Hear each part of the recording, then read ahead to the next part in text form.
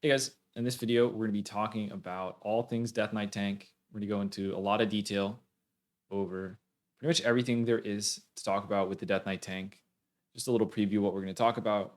We're going to talk about why play a Death Knight, the strengths and weaknesses of a Death Knight, different ways you can play your Death Knight yourself, and how to play around your raid, all the different abilities, especially focusing in on the defensives that you have and how to use them. Talk about rotation, talents, gear, the stats you want, gems, enchants, professions, and add-ons and weak auras as well. So if you do have any additional questions, always feel free to stop by my Twitch, link in the description below. And of course, subscribe to the YouTube channel. So first thing we're going to talk about right out the gate, why are we playing Death Knight? What's the point of playing a Death Knight? Why are they good? Why are they strong? Why play Death Knight instead of the other tanks? And I think Death Knights are very, very strong and very powerful, and definitely worth playing. But why, right?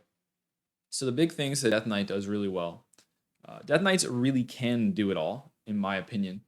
I think they can really do everything you ask of them. So they can be a main tank, they can be an off tank, they can be an off tank that just is sitting there taking damage or building up threat and trying to stay high on the threat meter. They can be, an off tank that is switching to DPS a lot and do a lot of really good damage. They don't need a lot of gear to do a lot of good damage, so it's a good off tank in that sense.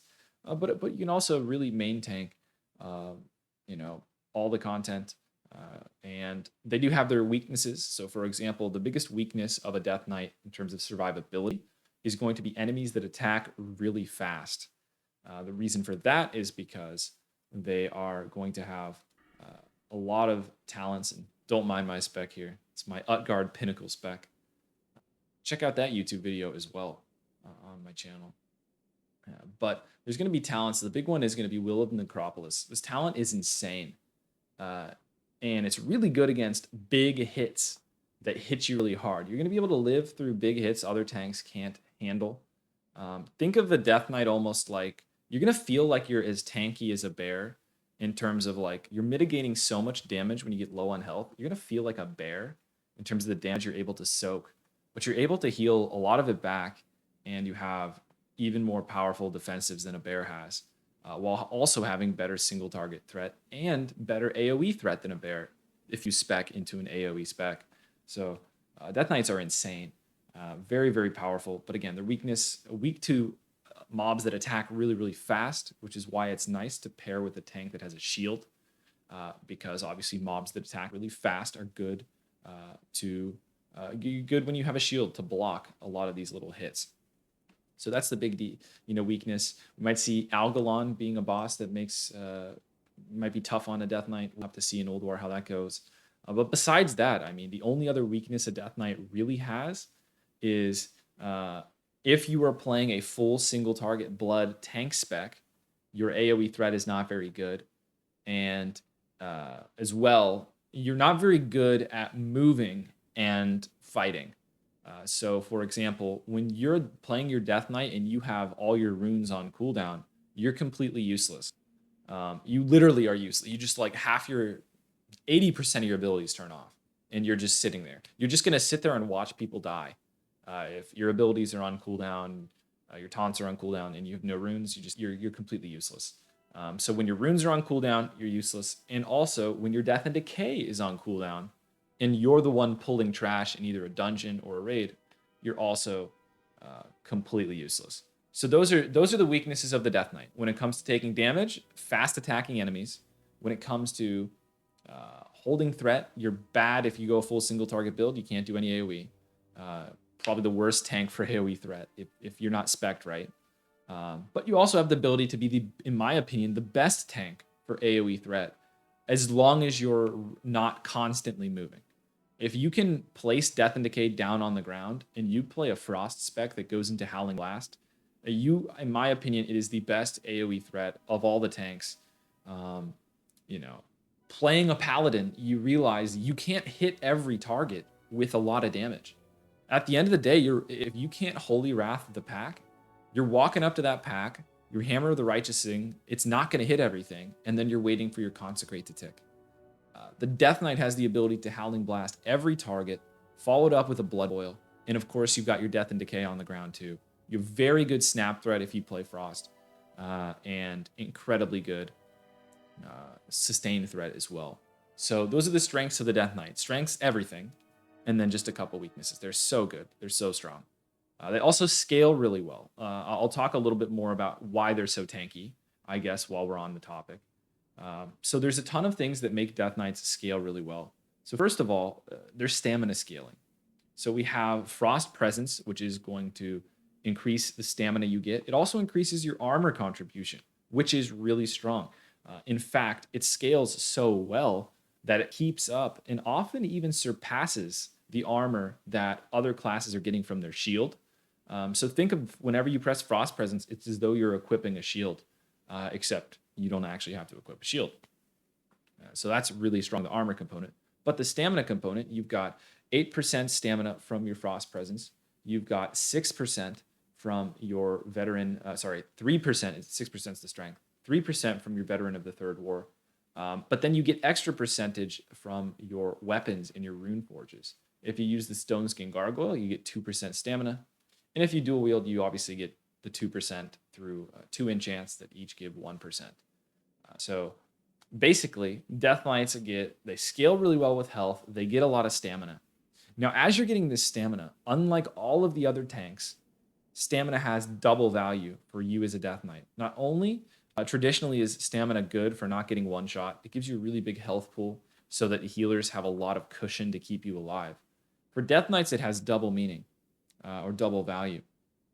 You're going to actually have basically every healing move scales with percentage health. Really, the only exception is Bloodworms, if you choose to spec into that, which most will not. Most builds don't want Bloodworms unless you're soloing things. But Bloodworms is really the only source of healing that is not percentage-based health. Your Rune Tap is 10% of your health. Talents up to 20, and then you also can glyph it for slightly more, but it's percentage-based. Your Death Strike is percentage-based, and of course also has some talents that make it even stronger. You've got your Death Pact is percentage-based healing, and even if you spec into Mark for Blood, it is also percentage-based healing. So basically, all of your healing is percentage-based healing, which means as you are getting more health, not only are you getting a bigger cushion to not get one shot, but you're also going to increase your healing, which makes stacking stamina very fun because you're becoming an unkillable tank, but you get to heal a lot, and I think healing is pretty fun as a Death Knight. Now, to temper some expectations, as a Death Knight, you're insane at soloing things, you're insane at healing, and in a raid you can heal a lot, but you're typically not going to be out healing healers. It can happen. I've had it happen a few times in Wrath already, but you're typically, a lot of your healing isn't going to come straight from your own healing abilities, but a lot of it's going to come from your mitigation. Will and Necropolis is tracked as healing in logs, and that is going to be a ton of your healing. And a lot of your healing is also going to come from Anti-Magic Shell. Another strength I haven't mentioned yet of the Death Knight is they are the best tank at taking magic damage by far. It's not even close. Anti-Magic Shell is incredibly broken. Also scales based on percentage of your health. So the more health you get, the stronger Anti-Magic Shell gets. It absorbs 75% of the damage dealt by harmful spells up to a max of 50% of your health. It also prevents them from applying their debuffs and stuff. So lots of times you'll Anti-Magic Shell some sort of breath or something that's supposed to leave a dot, doesn't leave a dot. You can sit and eat abilities that are supposed to give you really nasty debuffs, you don't get them. So if you use this, use it smartly and have some foresight of what's about to happen, you can actually prevent debuffs and stuff as well. It also gives you a bunch of runic power when it actually absorbs magic. So Anti-Magic Shell is incredibly broken ability, insane. Single-handedly makes you the most powerful tank for magic damage, but it gets even better. Spell Deflection is incredibly powerful and scales very well as the game goes on. You have a chance equal to your parry to take 45% less damage from a direct damage spell. So basically what this means,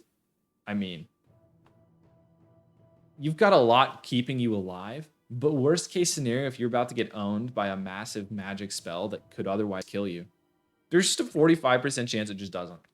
Um, are you about to get breathed by Sartharian and you don't have a cooldown up and it's going to kill you? Well, 45% chance you just don't die. Insanely powerful. Of course, sorry. The parry chance, it makes you take 45% less damage. I should stop saying 45. The parry chance. That's why I said it scales later into the game. So as you get more and more parry, this gets better. It's 45% less damage, to be clear. Sorry about that. But on the topic of strength and parry, you also have a talent that makes it so, or a passive. What tree is that thing in? Basically, yeah, forceful deflection. Increases your parry rating by 25% of your total strength.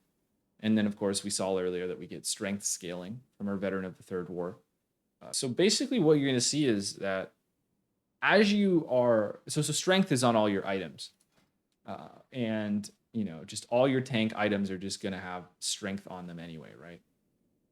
However, as you're getting these items, you're slowly just going to be increasing your parry as this is happening because of forceful deflection, which is going to increase your physical and magic mitigation. But the other cool thing about all of this kind of happening, all this strength you're building up, right, is while the other tanks are getting block value and they're using their shield, you're getting parry that works on, helps against spells because of the spell deflection and also helps against physical attacks. So basically, as the other tanks are getting free block from their strength, you're getting something better. You're getting parry, and it works against spells and physical. So you're just not going to have the same vulnerabilities as the other tanks. You're going to scale super hard. So we've talked about you're going to scale well with avoidance. You're going to scale well with stamina. You're going to scale well with even armor. Your frost presence is going to cause them to scale well. So all things considered, you're just a scaling machine. You're a monster. Death Knights are incredibly powerful. Okay, so we've kind of built up why they're super strong.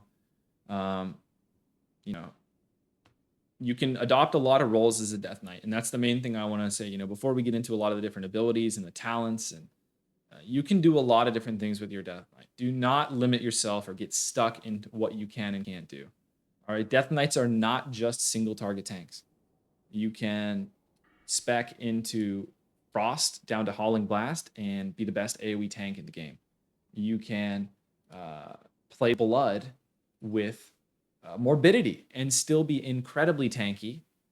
And you're not going to have the best AoE threat, but it'll get the job done. If you need to have a deep tank spec and you need to have Morbidity at the same time. So we will resume talents probably a little bit later. And I'm going to start talking about the abilities and kind of how your Death Knight should be playing. And just go through some of the basics into a lot of the advanced stuff as well. So obviously Death Knights, I'm not going to go through how runes work and all that. I actually have a YouTube video on runes and rune grace. So check that out. I'll put that in the description. But we're just going to jump straight into what's going on with the Death Knight, how are you using your runes, and what's the plan. So the first thing I want to mention is there's two ways to play your Death Knight. First of all, I just want to get right out of the way. At no point in this video am I going to be giving you any suggestions on how to do more damage as a blood, if we're talking blood tanking. I'm not going to talk about parsing. In my opinion, if you were trying to parse as a blood Death Knight, you should just pick a different class. They do the least amount of damage. Actively trying to increase your damage is often counterintuitive to just how your class should play. And let me give an example, right? Let's say I'm in combat with this mob, right? So I might put up my diseases, and then I might want to use my blood runes. And this is going to put the talent called Blade Barrier on cooldown. It's going to make me take 5% less damage. Now, as I'm fighting this guy, right, I can put a blood rune on cooldown.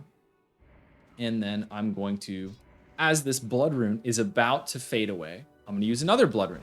So we've got this damage reduction. Now, there's no reason for me to use this blood rune right now. I probably have plenty of threat. I can use it right at the end. And you see this kind of rhythm we have here.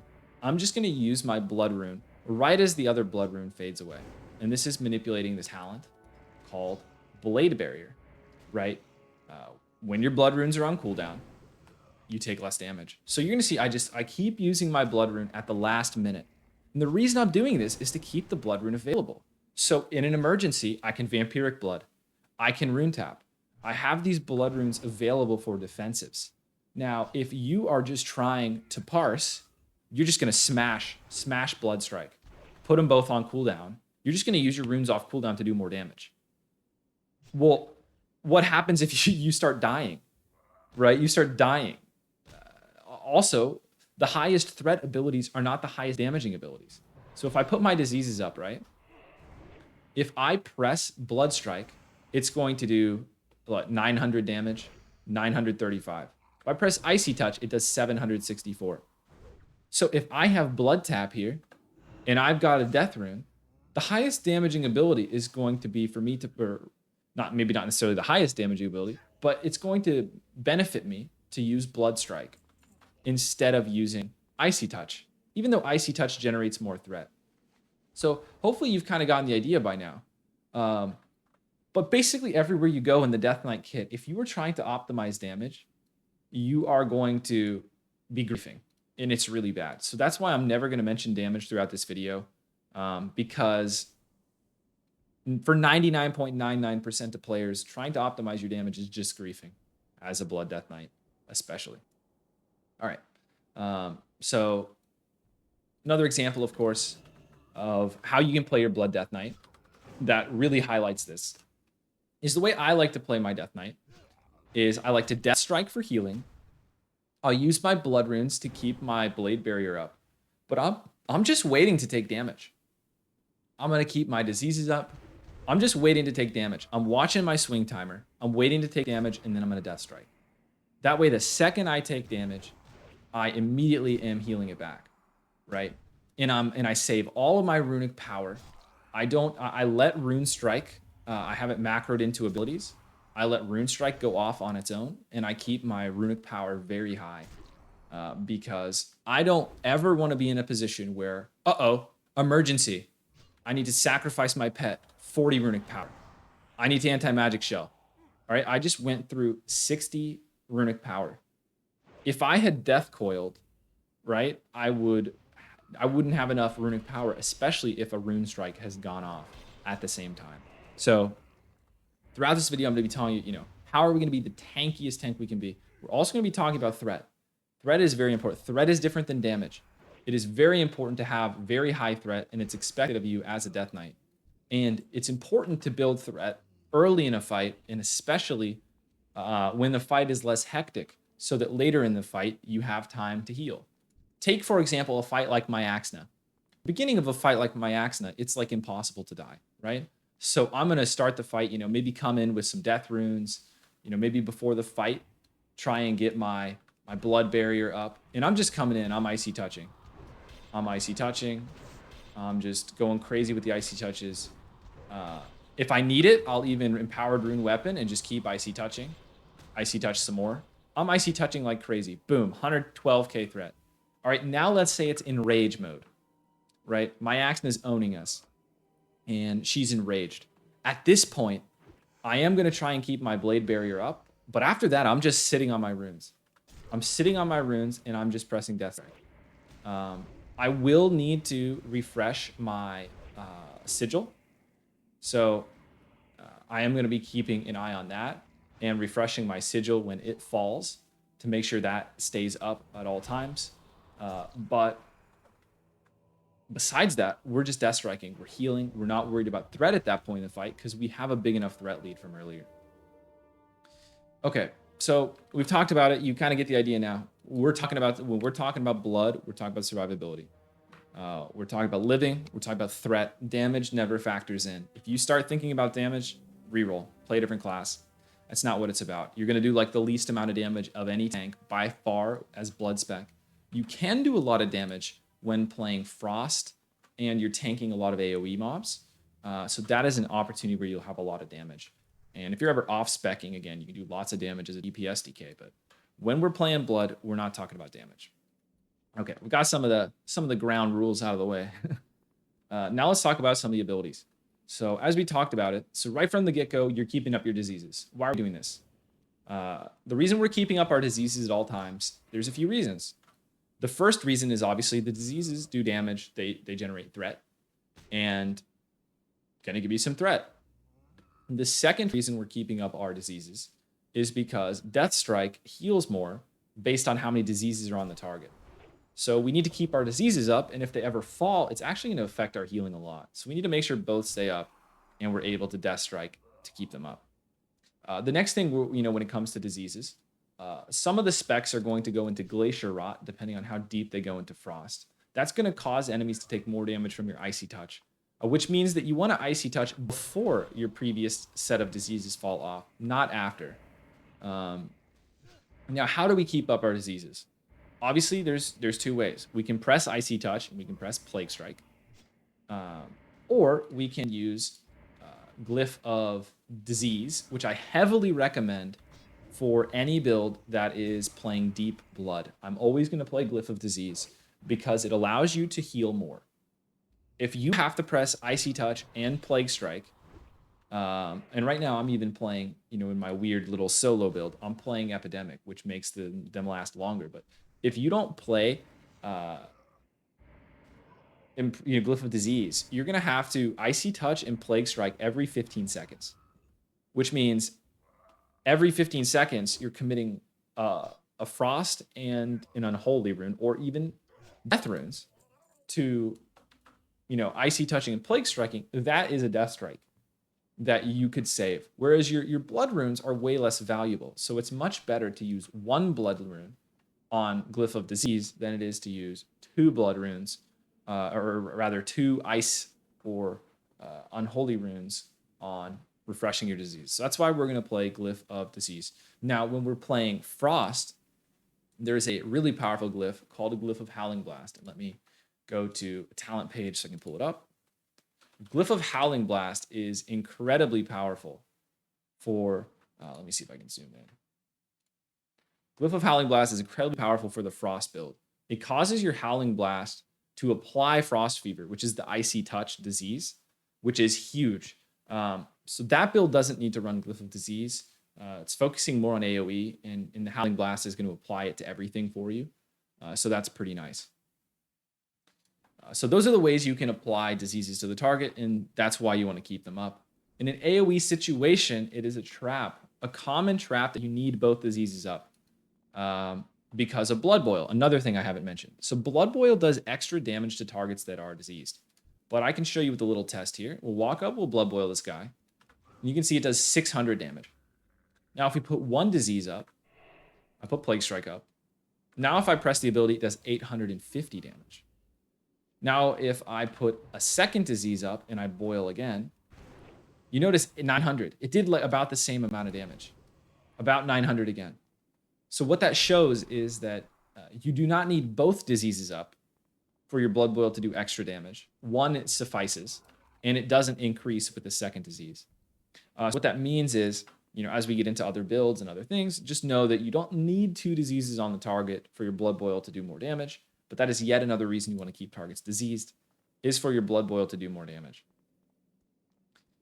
Also, when you play a Frost build and you take Howling Blast, which does a bunch of Frost damage, keep in mind Glacier Rot is applying to that as well. So keeping diseases up is also good for making your damage go a lot higher from every time you cast your Howling Blasts.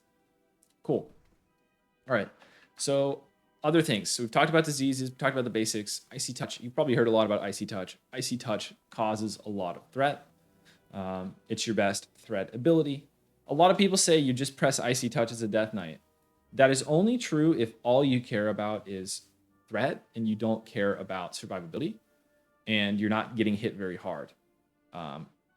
To be quite honest, you honestly could just... If you had an auto clicker to press Icy Touch, you could walk away from the computer in phase 1. I'll be honest. You could Icy Touch, hands off the computer. You don't have to press anything else. Just sit still. Icy Touch comes around. Icy Touch again. Icy Touch again. And that would hold threat. And that is pretty much all you'd have to do. So it is very, very powerful, don't get me wrong. However,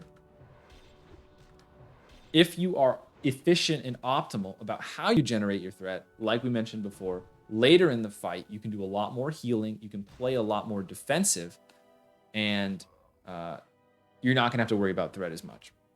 So Icy Touch scales with quite a few things in terms of how you can make Icy Touch generate more threat. Of course, you can just get more strength in general, but there's lots of talents that make it do more damage. Black Ice increases your frost damage. It also can crit from Killing Machine and from Death Chill. These are both methods in which you can get guaranteed crits. When it crits, it is going to obviously generate more threat. Glacier Rot can just make it do more damage in general. And then also, there is a talent down here.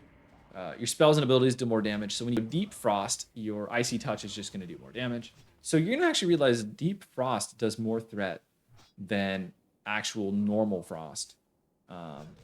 So Icy Touch is extremely powerful. Now, Rime is another talent you can take if you go Deep Frost. You don't have to take it, but it increases the critical strike chance of your Icy Touch, which would also increase your threat.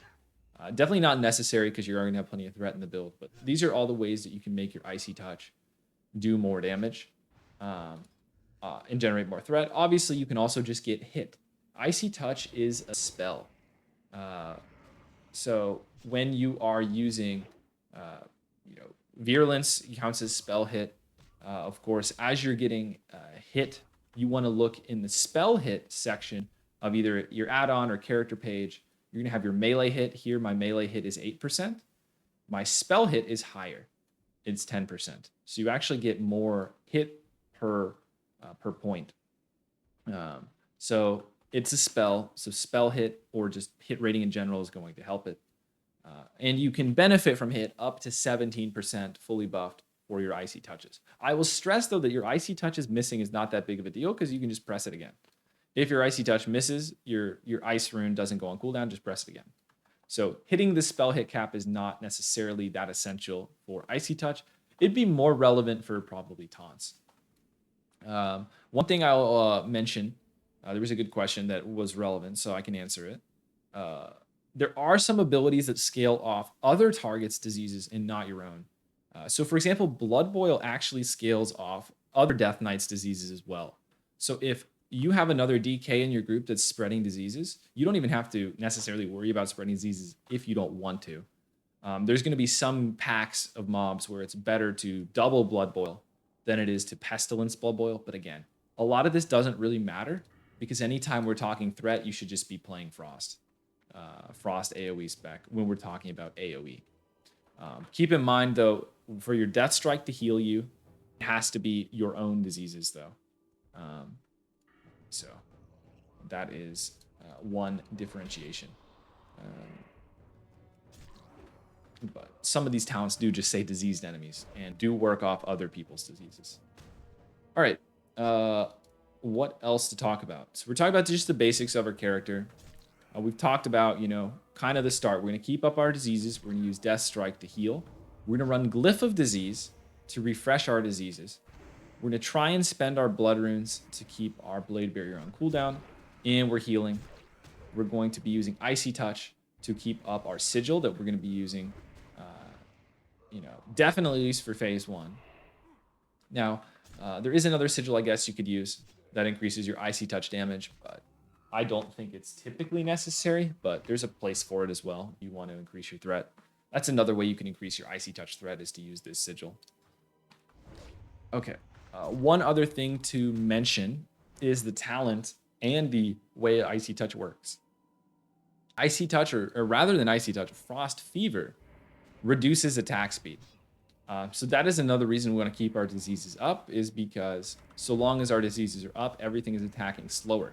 That's another powerful thing about the Death Knight. You can just press Pestilence, and every enemy in the area is now going to attack slower.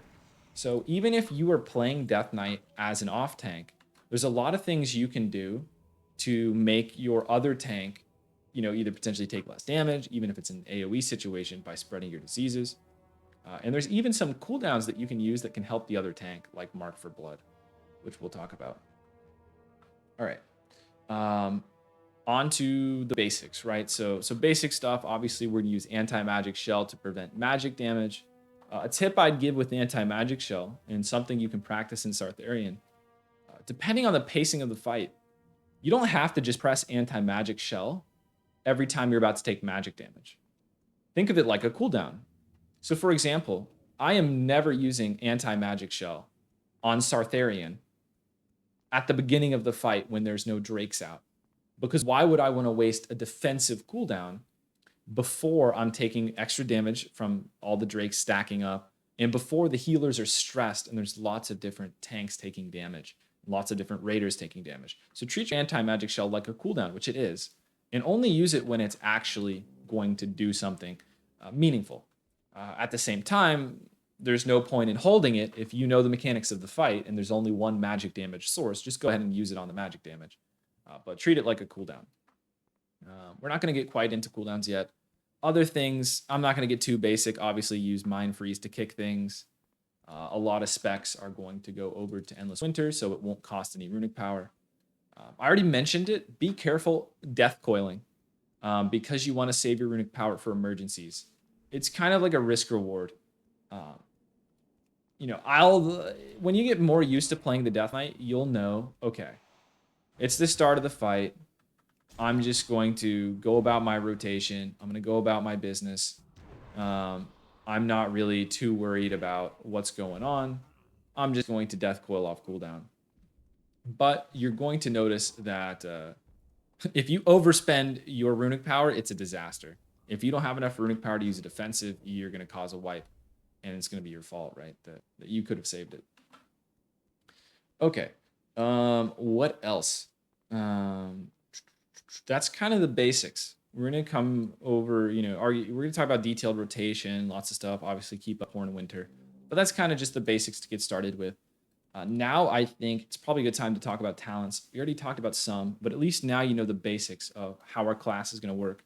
And I'm going to try my best to talk about, obviously, all the different ways that you can tank as a Death Knight. So we'll be talking about Frost and Blood. So let's start looking at some talents. So to start, here is an example of a Blood tree. Now, I want to say at the start, Death Knights probably have the best talent trees of all the classes. It's actually a talent tree. There's actually a ton of choice in these trees, especially in the Frost tree. So as I go through these talents, I would worry a little bit less about the exact tree and a lot more about, what I'm actually saying about the trees and the flexibility you have. And feel free to make this tree your own.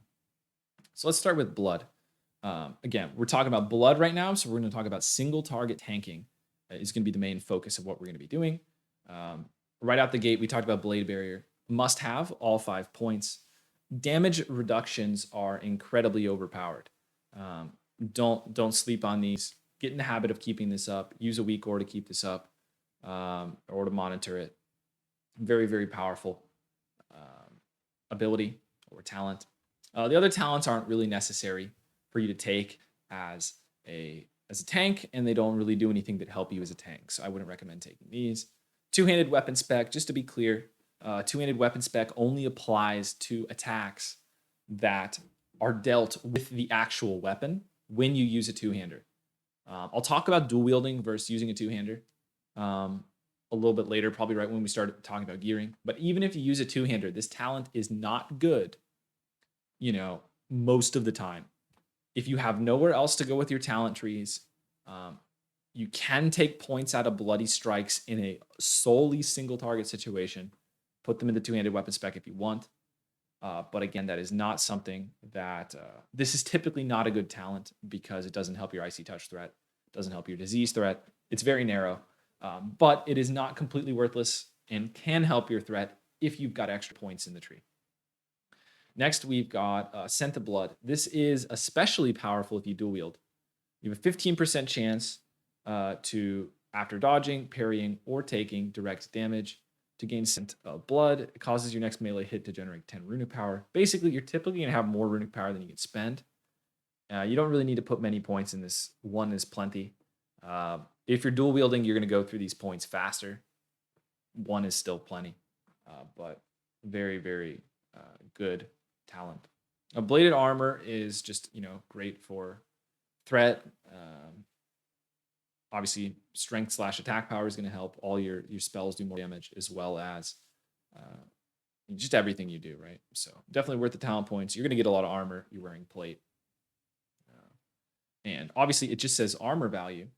And so a cool thing you can do is you can look at your attack power and see we have 4,000 attack power. If I go to Blood Presence, it went down.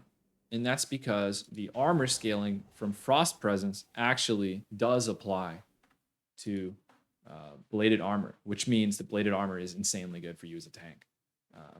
So very, very powerful, and even better for you as a tank than the other specs. Then we've got the next row of talents. You can see we take all of these. Death Rune Mastery is must-have and very powerful. I don't know why this says 3-minute cooldown. That's just a wow head issue here. This does not have a 3-minute cooldown. This is going to play into a rotation a lot.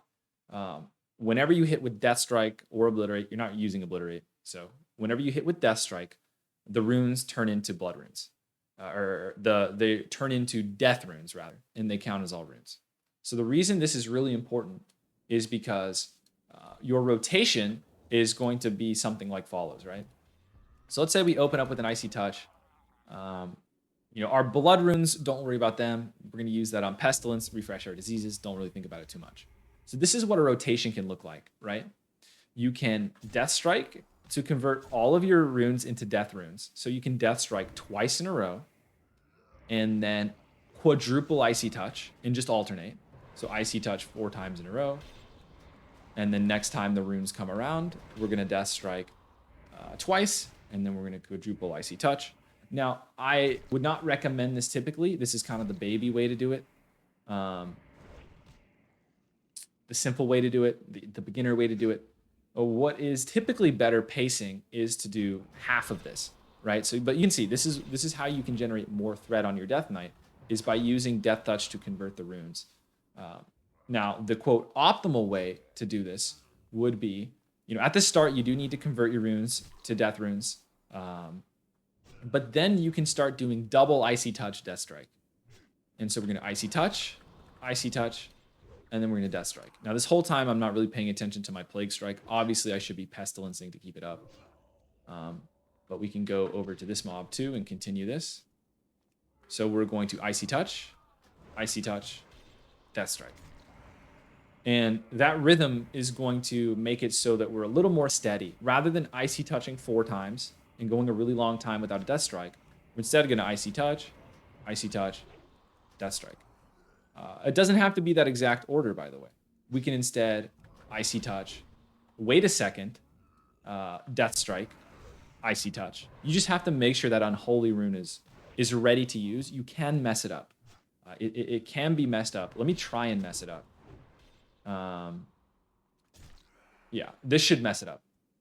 So here, if I Icy Touch and then I Death Strike too soon, I wasn't able to do it because of how the runes were synced. But basically, if you go for a Death Strike too soon, you might use up all of your runes except the Unholy Rune.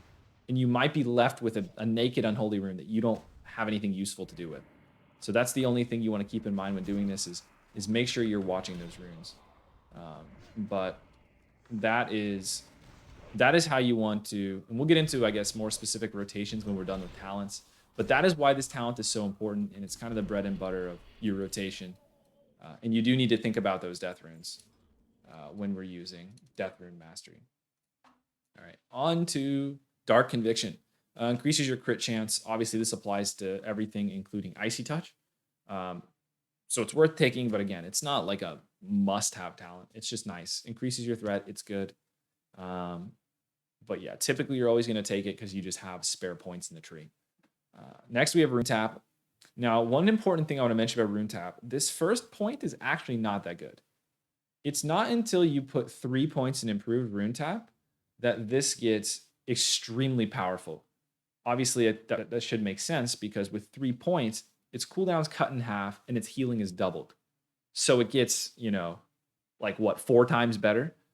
Double the usage, double the power, a little multiplication going on there. It's like 4 times better when you get improved rune tap. So if you only have 1 point to put in rune tap, for example, if you're going in a frost build, you don't have to take it necessarily. But even then, it's typically worth taking, even in a frost build, if you've got the point to spare. But absolutely must take for obviously a blood build. Very strong ability, very strong to heal you that much. And obviously, as your health pool increases, it'll heal you for more.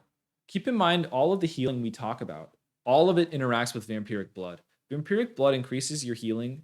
I haven't found a source of healing it doesn't scale with. It increases your health pool and increases the amount of health generated through healing. So every time we talk about a heal, just know that vampiric blood is going to make it heal harder when you have it up. Also, because vampiric blood increases your health pool, it doubles up. So when we have a heal like Rune Tap, it says it heals for 20% of your health. However, when vampiric blood is up, your health pool is just increased by 15%. So now 20% of your health is more. And then there's a 35% healing increase. So basically, whenever you press vampiric blood, you're going to heal like crazy. It's very powerful. Very, very strong. You notice it especially when you're soloing things. So yeah, keep that in mind when we talk about healing. So yeah, Rune Tap, very, very good. On to Spell Deflection. We talked about this before. This makes you scale really well, makes you a great tank against spell damage. Must have, must take, always take this. Vendetta. Now, Vendetta surprisingly has some usages for solo stuff. I doubt it's ever going to have any usage in a raid. Hypothetically, if you had ads that give you soul shards, which some do, you could have the Death Knight get the killing blow on them for healing, but that's not really something you're typically ever going to coordinate or ever use. But hypothetically, if your tank was ever off in the corner tanking a bunch of ads away from the rest of the group, this would be actually good. It's just that's realistically probably not going to happen. We already talked about improved Rune Tap. Must take if you have Rune Tap. Very good. Next we have Mark for Blood. This is not a must-have. And a lot of people don't take this. I think you should take it. I think you pretty much always should take it. Generally speaking, the gain that you get from taking basically any other talent is not really that powerful. There's really nothing in this tree that we're not getting that we really want. So it's, I would say, a free talent point. Now, I did some testing actually just, right before starting up this recording. And Mark of Blood is significantly better when the target attacks fast, right? So you can read this here. Whenever the marked enemy deals damage to a target, that target is healed for 4% of its maximum health. Now, obviously, the target can deal damage in more ways than just auto attacks. So if there's a boss that's shooting out lots of little hits of damage, shooting out a steady stream of magic damage, attacking really fast, dual wielding, lots of things can make this trigger. And you can use this in certain clutch moments. So for example, Mark of Blood can be used on Myaxna before you're stunned. And then while you are stunned, you're going to be healed by the boss every time it hits you. Obviously, this is percentage health again. Obviously, it's going to scale with vampiric blood as you get more health. I will say that a lot of times you're not going to use up all the charges. It only lasts 20 seconds. It only is going to, it's only going to trigger sometimes 5 times. It might only heal you for 20% of your health. Keep in mind, I keep saying, talking in tense of it's on you. It's the target. It's the target. So for example, if you've ever got a situation where your off tank is in trouble, you can put this on their target. Or if you're the off tank, you can put this on the boss and it heals the other tank. But this gets much better if the boss is attacking fast, and it gets much better if the boss is steadily doing damage. It is worth taking the talent, in my opinion, pretty much all the time, but it's most of the time not very good. It's just nothing else is really, like, what are you going to get? You're going to get a tiny amount of healing from blood presence that doesn't really, you're not doing any damage, so this isn't really very good. Bloodworms is not very good. It's flat and doesn't scale with your health pool. Sudden Doom. I mean, like all of these talents are basically useless. And if you're looking at something lower in the tree, it obviously wouldn't help us there because we want to stop at 43 points most of the time when we're playing Blood. All right, on with Veteran of Third War. Veteran of Third War is absolutely, and let me actually, now that I think of it, let me move this. You might not have been able to see all the tooltips, so sorry for that. I was hovering over Vampiric Blood at some point. There's that. Now my camera's out of the way. All right, back to Veteran of the Third War. Increases your total strength and stamina and expertise. Obviously, you take this. 3 points, don't even think about it. Really strong. Bloody Strikes. Now, this technically is not a must-take talent. It is not something you have to take. I would always take it because if you're ever in a situation where you need your Blood Boil, if you're pressing your Blood Boil in an AoE situation, you want it to do more damage. You want it to use threat. There's times when you're playing Blood and ads come out. I personally think, like, if you were to compare this to two-handed weapon spec, you're typically going to get a lot more value out of Bloody Strikes than two-handed weapon spec. So typically you're going to take this. You're going to take this in any situation where you would ever press Blood Boil. However, there are some single target situations where you don't actually need this talent. So you don't have to take it, but you're typically always going to take this. Next, we have Abomination's Might. Increases the AP for the party. Also increases your total strength by 2%. More strength scaling. This makes it, pretty much worth taking anyway, even if you don't provide the attack power buff. Even if another class brings it. I believe it's an Enhancement Shaman with Unleashed Rage is the other spec that brings this buff. Is it True Shot Aura from Hunters as well? Let me check. Comp. The people that can bring the attack power bonus are the three I mentioned. Enhancement Shaman, Marksman, Hunter, if they run True Shot Aura, which some specs don't take. And Enhancement Shaman, Unleashed Rage. So that is pretty much just an always take. Now, Bloody Vengeance. Now, this is not required, but for 1 point, it's just decent value in terms of threat. A little bit of bonus physical damage you deal after critting. It stacks up. Again, you're not doing that much physical damage. You're typically not struggling with threat. So this kind of talent is not necessary. You're going to see some builds are going to take a point out of Mark for Blood, and they're going to put it in Bloody Vengeance. Again, like I just said, the percentage of fights in which this is going to matter is basically 0. Basically never going to matter. Percentage of fights where this could save someone's life, not 0 in my opinion. I think this ability could actually be very relevant if the target attacks very fast. So that is something to consider. All right. Up next, we have Improved Blood Presence. Mentioned it before. The healing you get from Blood Presence is not very good because of, you're just not doing much damage. So this is a talent you're typically not going to take. It really doesn't really do anything. You're not going to notice it. It's just not very good. But yeah, Unholy Frenzy, this is definitely always worth taking. Give this to a physical DPS. If you're confused on who to put this on, don't worry about the damage this does. It causes the target to lose health equal to 1% of their health every second. 1% of your health every second is like so worthless and so meaningless. Blessing of Light or Judgment of Light being on the target is going to out heal this. So you're not even going to notice this does damage. You're going to forget that this even does damage to the person. So just completely ignore that. It does not matter. But yeah, give this to someone who does primarily physical damage.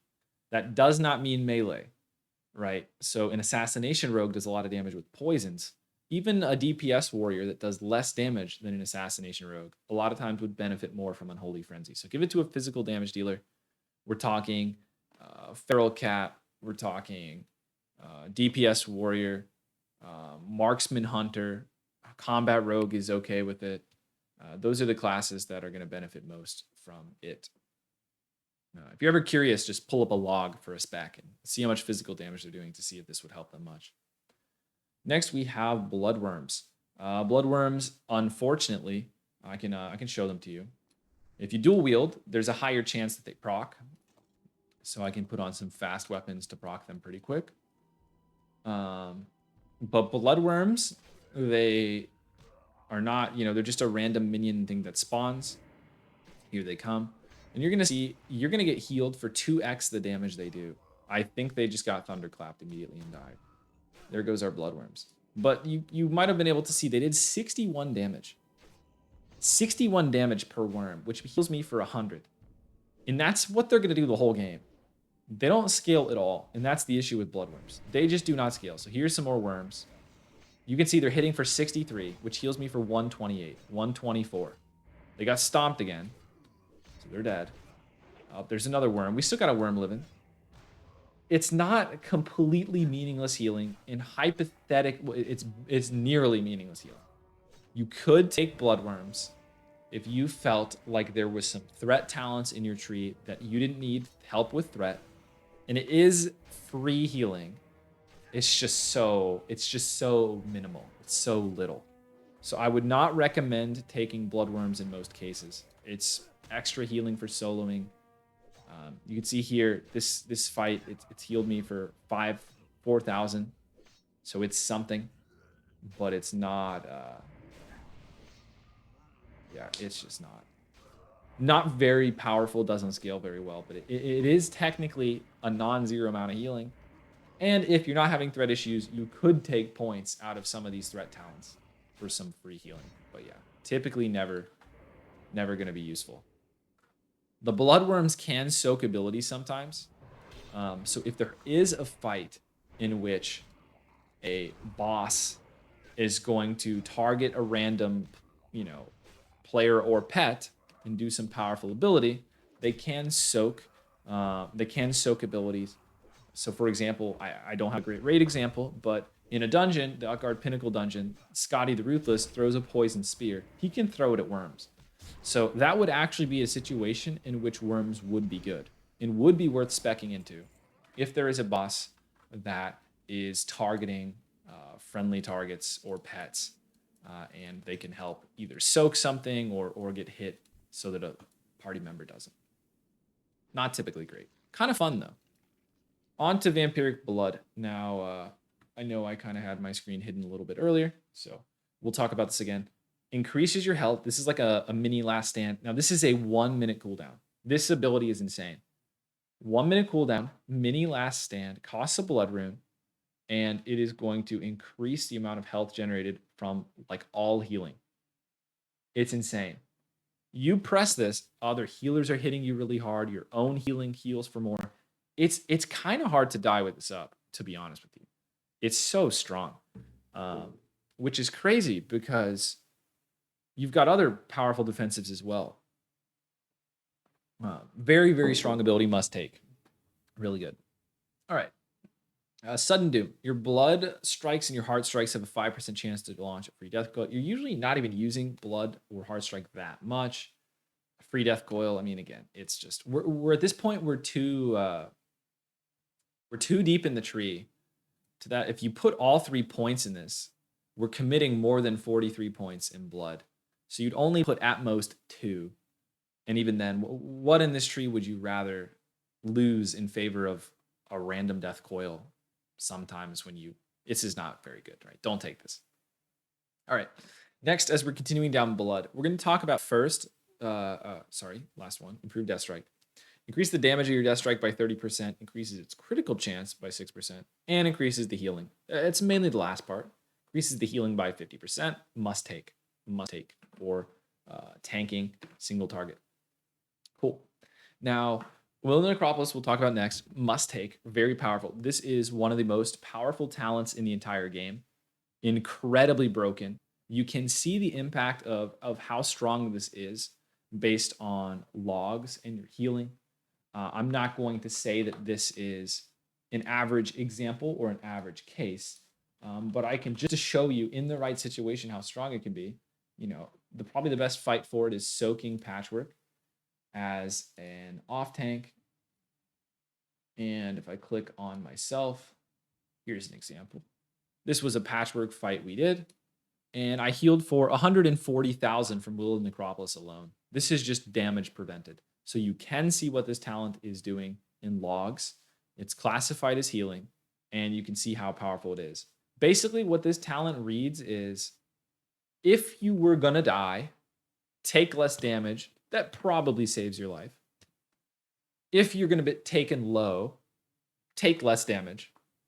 So basically, anytime your health actually matters, you just take less damage. 15% damage reduction. Anytime your health is in question. Unbelievably broken. Unbelievably broken. Things that are supposed to one-shot you, you will just live through because of this talent. Sometimes it'll feel like you dip low and you look through the logs and you're like, man, that Blood Death Knight almost died. He should have died, you say. And then you go and look at the logs and you're like, oh, wow, he actually never could have died. There was never a hit that would have finished him off because of Wielding Necropolis. If you are stuck at 40% health for 10 seconds getting owned by a boss, you can actually look through and be like, oh, wow, he actually could have gotten hit twice in a row by that boss. But because Wielding Necropolis is taking off 15% damage each time, he would have lived. Insane talent. Incredibly powerful. And a must take for single target tanking. And pretty much throughout this entire tree, the main thing that we're looking at here, when you're deciding if you want to play Frost tank on a fight, I would say the biggest thing you ask yourself is, okay, do I feel like I need Will of the Necropolis? Do I feel like I need Vampiric Blood? In my opinion, those are the only things that you're really thinking about if you're playing a Frost tank build and trying to figure out, should I switch to Blood for this boss? Do I want the extra defensive? Do I want Will of the Necropolis? If that's the case, you should switch. All of the rest of the stuff is pretty minor.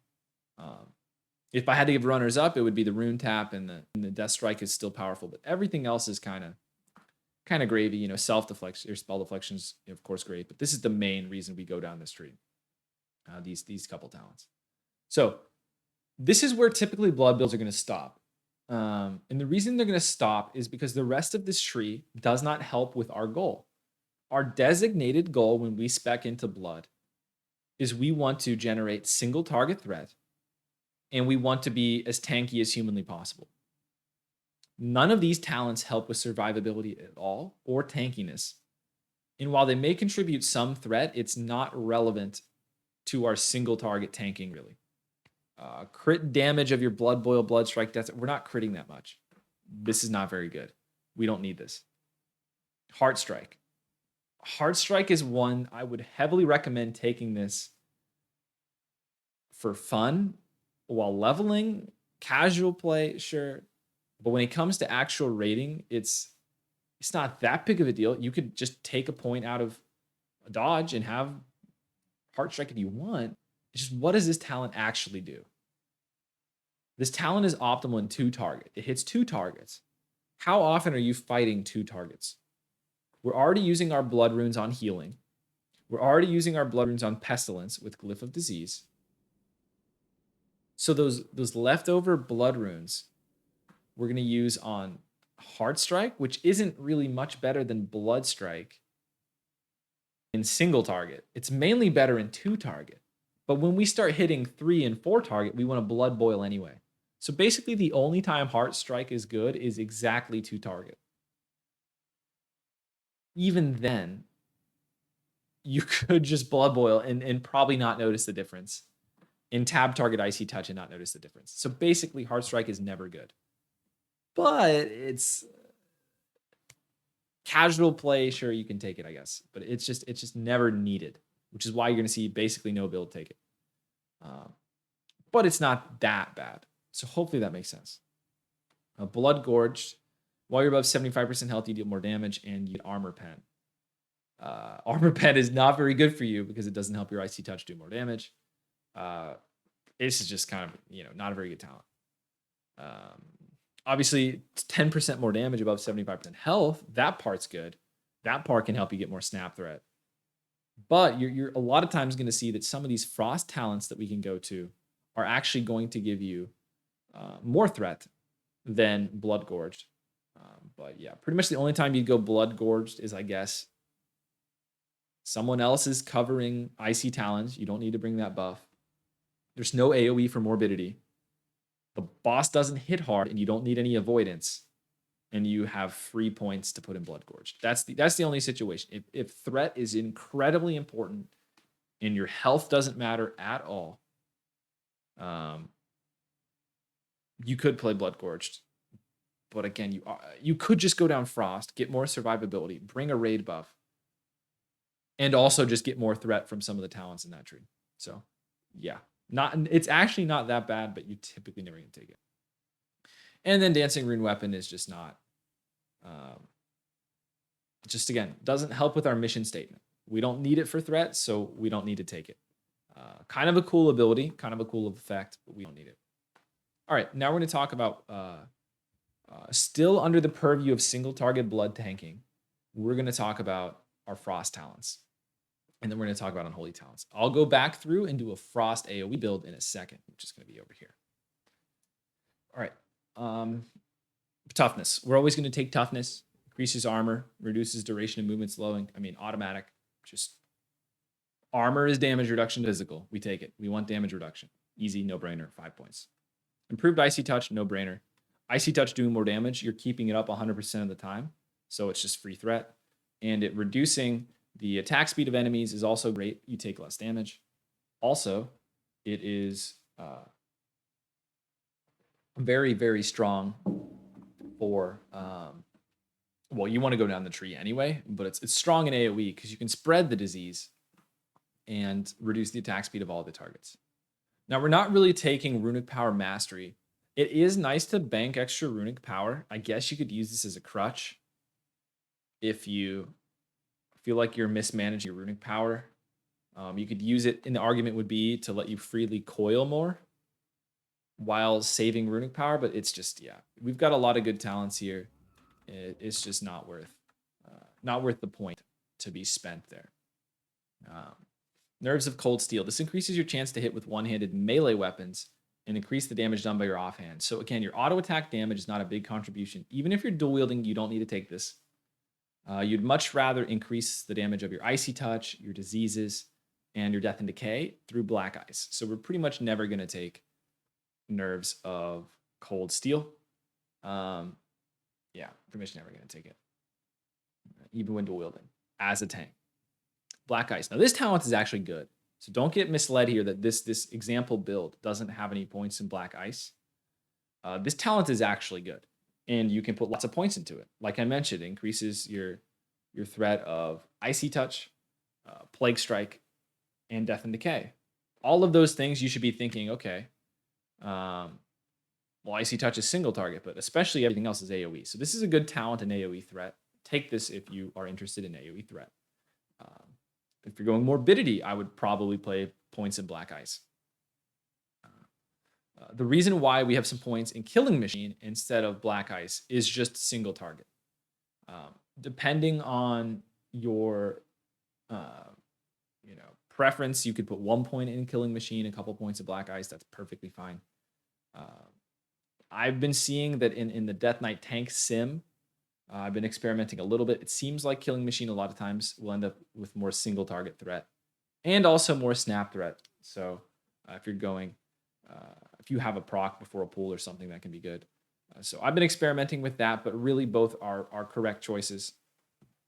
But yeah, Killing Machine would be the thing you'd take away to put more points in Black Ice. All right, now Annihilation.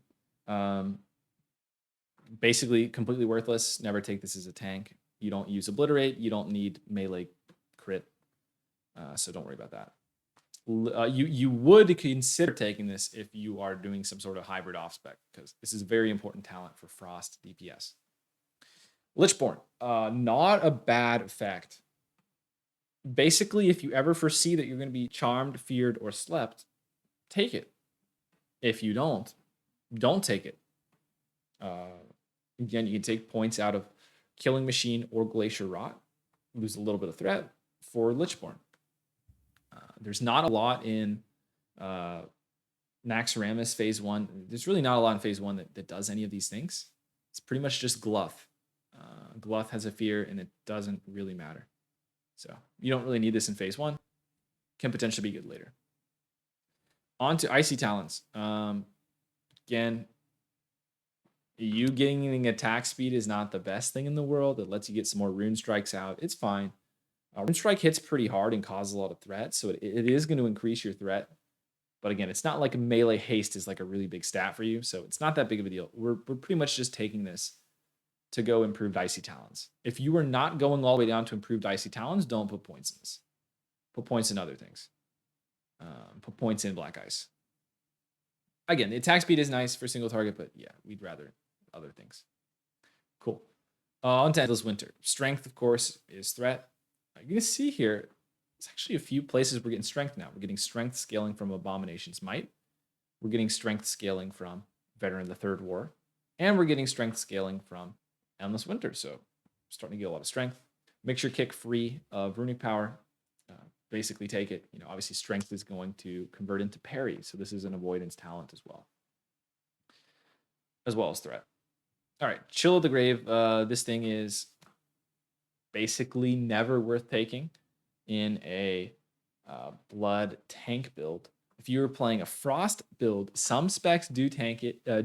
I don't think it's good for tanking ever, in my opinion. I never take this talent. I think there's much better choices other places in the tree, but you will see some builds taking it.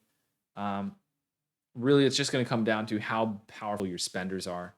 If you end up frost striking or death coiling, I'm not a fan of this talent. Next, Killing Machine. Killing Machine is going to make your next Icy Touch or Howling Blast crit. This is mainly very powerful in the Frost tank build. You get a Killing Machine proc, and then in the next pack, you have a guaranteed crit Howling Blast for insane snap threat. So a must take for Frost AoE tank. I like to put all 5 points in that one just for consistency, and it's super strong. It also is going to cause you to do a lot of damage in the Frost tank build. However, beyond that, can also be good in single target because it causes your Icy Touch to crit, and Icy Touch is your biggest threat increaser. And what better way to make increase your threat than to just give guaranteed crits? I mean, you can get a little bit of spell damage here and there. You can get more strength. The quickest way to gain more threat is to just cause your Icy Touches to crit a lot. And yeah, creating Icy Touches is going to be really strong. So Killing Machine is, in my opinion, a decent talent to use there. We've got Death Chill. Now, Death Chill is, you're not going to see this taken a lot. It's not bad. It's extremely underrated. The only reason I don't have it taken here is typically you don't need a guaranteed crit at the start of a pack right now in any phase 1 fight. But if you were ever in a situation where you need snap threat desperately at the start of a fight, Death Chill is very, very powerful for snap threat. Very powerful to increase your single target threat on pull. It's just a guarantee. So I think Death Chill is actually worth using in some situations. You lose a little bit of threat over time for some snap threat. That's a worthwhile trade. If anyone in your guild is having trouble pulling threat off you on pull, if you're ever having any threat issues, Death Chill can help. Cool. Next, Glacier Rot. This just causes your Icy Touch to do more damage. That's pretty much it. Pretty good. Pretty good talent. Pretty powerful. Worth taking. Frigid Dreadplate, very strong. Reduces the chance melee attacks will hit you. It's very strong. The reason this is good is because it doesn't have diminishing returns. And it's not going to affect your dodge or your parry. In Wrath of Lich King, as you get more dodge and as you get more parry, each point of parry and dodge gets less valuable. So Frigid Deathblade does not have any downside there. So really strong. The only thing it doesn't do is it doesn't proc Rune Strike. That's the only downside. All right, now improved Icy Talons. This is just a haste buff. This is, of course, shared with quite a few specs. Well, I say quite a few specs. I guess it's 2. Frost Death Knights also take this. and then uh, any shaman can drop a Wind Fury totem, but I believe only the enhancement shamans can do the improved Wind Fury totem, which is going to give you the same amount of haste. So this is a nice raid buff, especially useful in 10 mans. A lot of times in 25 mans, you're going to have someone else supplying this buff, so this talent point is not necessary. So you can go this build in 10 mans to bring the most buffs. It's kind of, I guess you could say, free.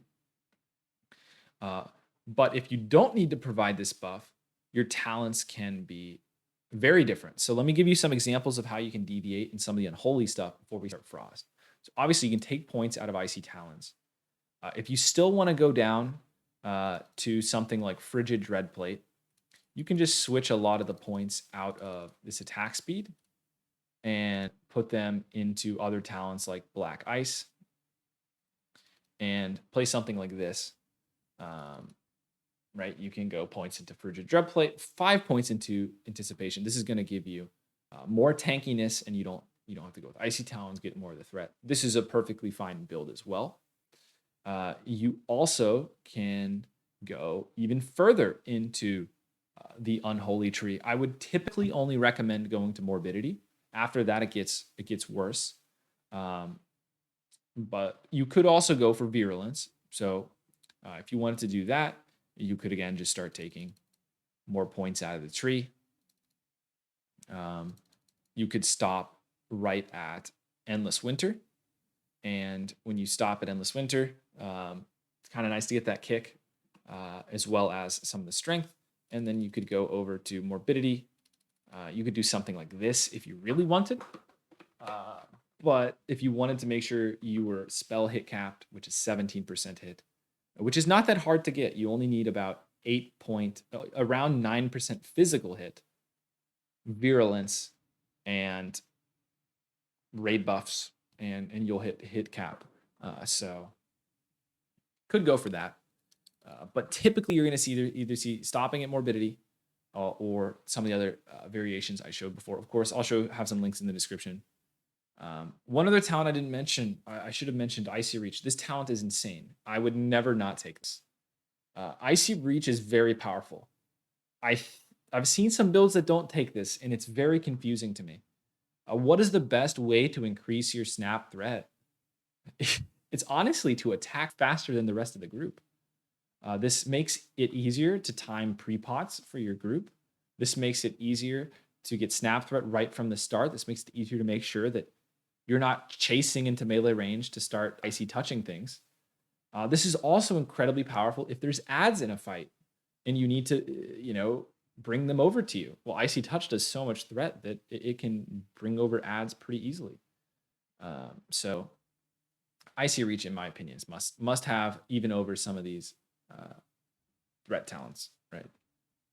Okay, so let's go back to maybe a little more of a standard build just to keep up in the background here. Let's talk about some of the unholy talents. You're never taking Vicious Strikes. Doesn't really help you. Virulence, like we said before, can be used to hit spell hit cap. I would typically think about using Virulence when you are on farm and content is super easy and you just never want to miss your icy touches or your pestilences to increase your threat, because you're typically going to lose either the buff or the survivability. So a lot of times it's not worth taking. Or it could cause you to not have the talent. If there's a fight that taunting is really important, instead of using a whole glyph on Glyph of Command, you typically do not need 8% from Glyph of Dark Command to not miss your taunt. Typically.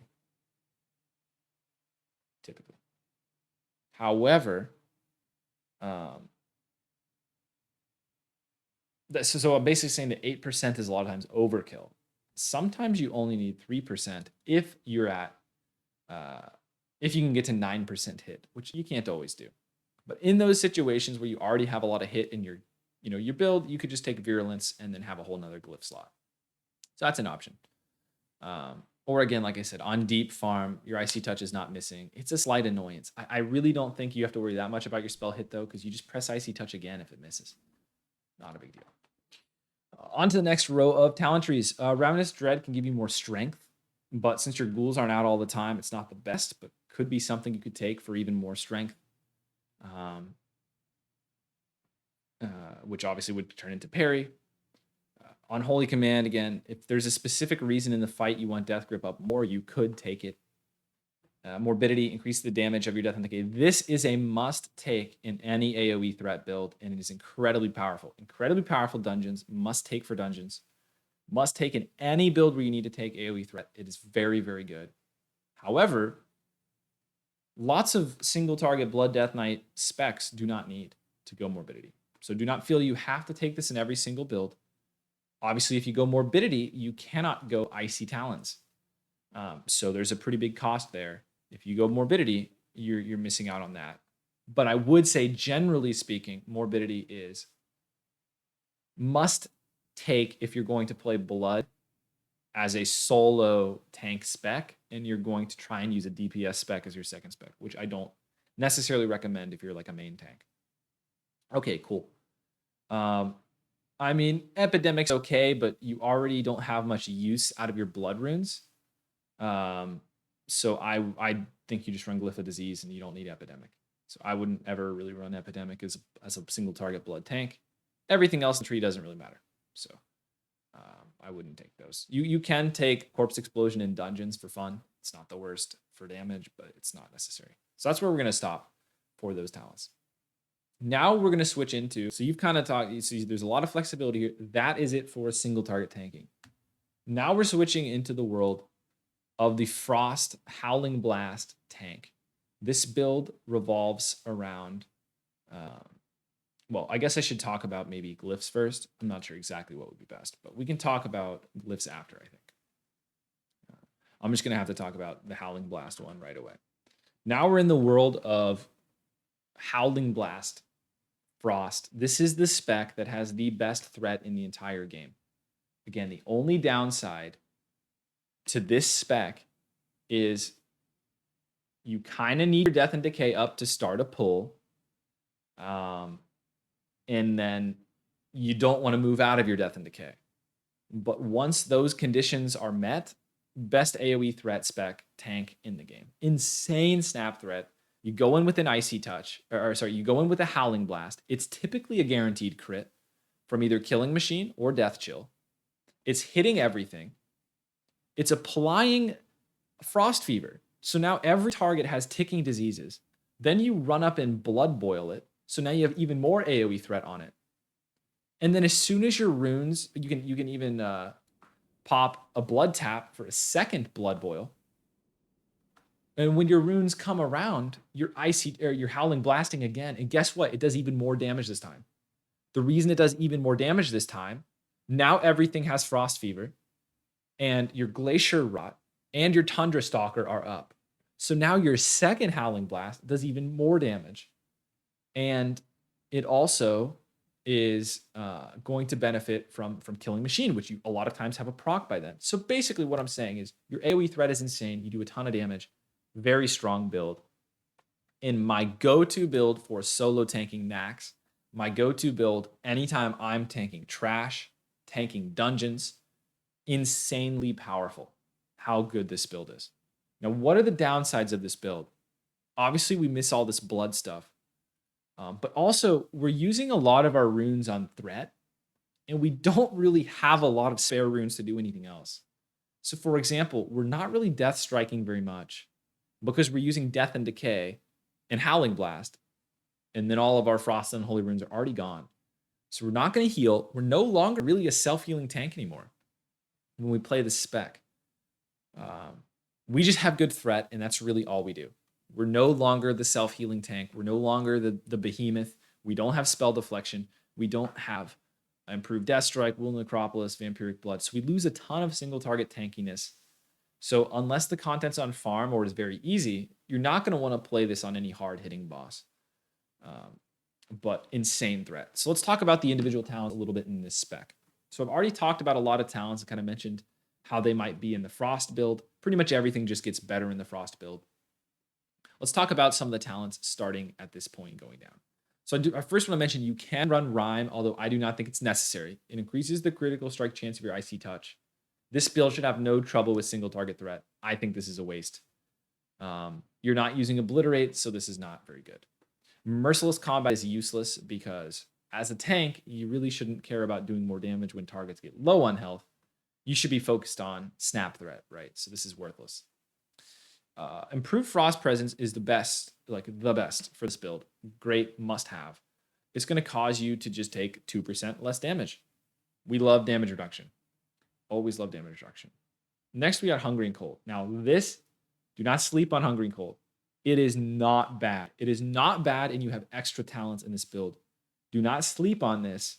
In some raids, in the right context, this can be very good. An obvious example is Glyph. On Glyph, there's not a lot of fights like Glyph, but on Glyph, if you're kiting the ads, you can use Hunger and Cold and freeze them in place for 10 seconds. 10 seconds is a very long time. When this lines up, it is very powerful. It is usually useless. It is usually useless. Read it like this. The best use for Hunger and Cold is to think of it like interrupt any channels around you on a 1-minute cooldown. Sometimes that's good enough. If an enemy mob is casting any channel, it will stop it, and they won't start it up again. If any nearby enemy mob is casting a spell, you can Hunger and Cold, and it will stop the spell, but they usually cast it again immediately as soon as they take damage. So when is Hunger and Cold good? It's good when lots of ads can be frozen and do channels. This stops the whirlwinds. Well, it can stop whirlwinds, it can stop flurries, it can stop cast channels, it stops a lot of things like that. But obviously the targets need to be able to be hit by the ability. In a dungeon, this is actually not that bad. And unironically, you could run the Glyph of Hunger and Cold to make it cost no runic power because it kind of is expensive. But again, we're getting kind of niche here. Typically, you don't need this, but it can be worth taking. So don't sleep on this point. Could be good. Could be good. All right, Chillblains. Another one that's absolutely not necessary. You don't have to take this, but allows you to do a lot of very broken things. Obviously, anything that can be slowed can be permanently kited by this.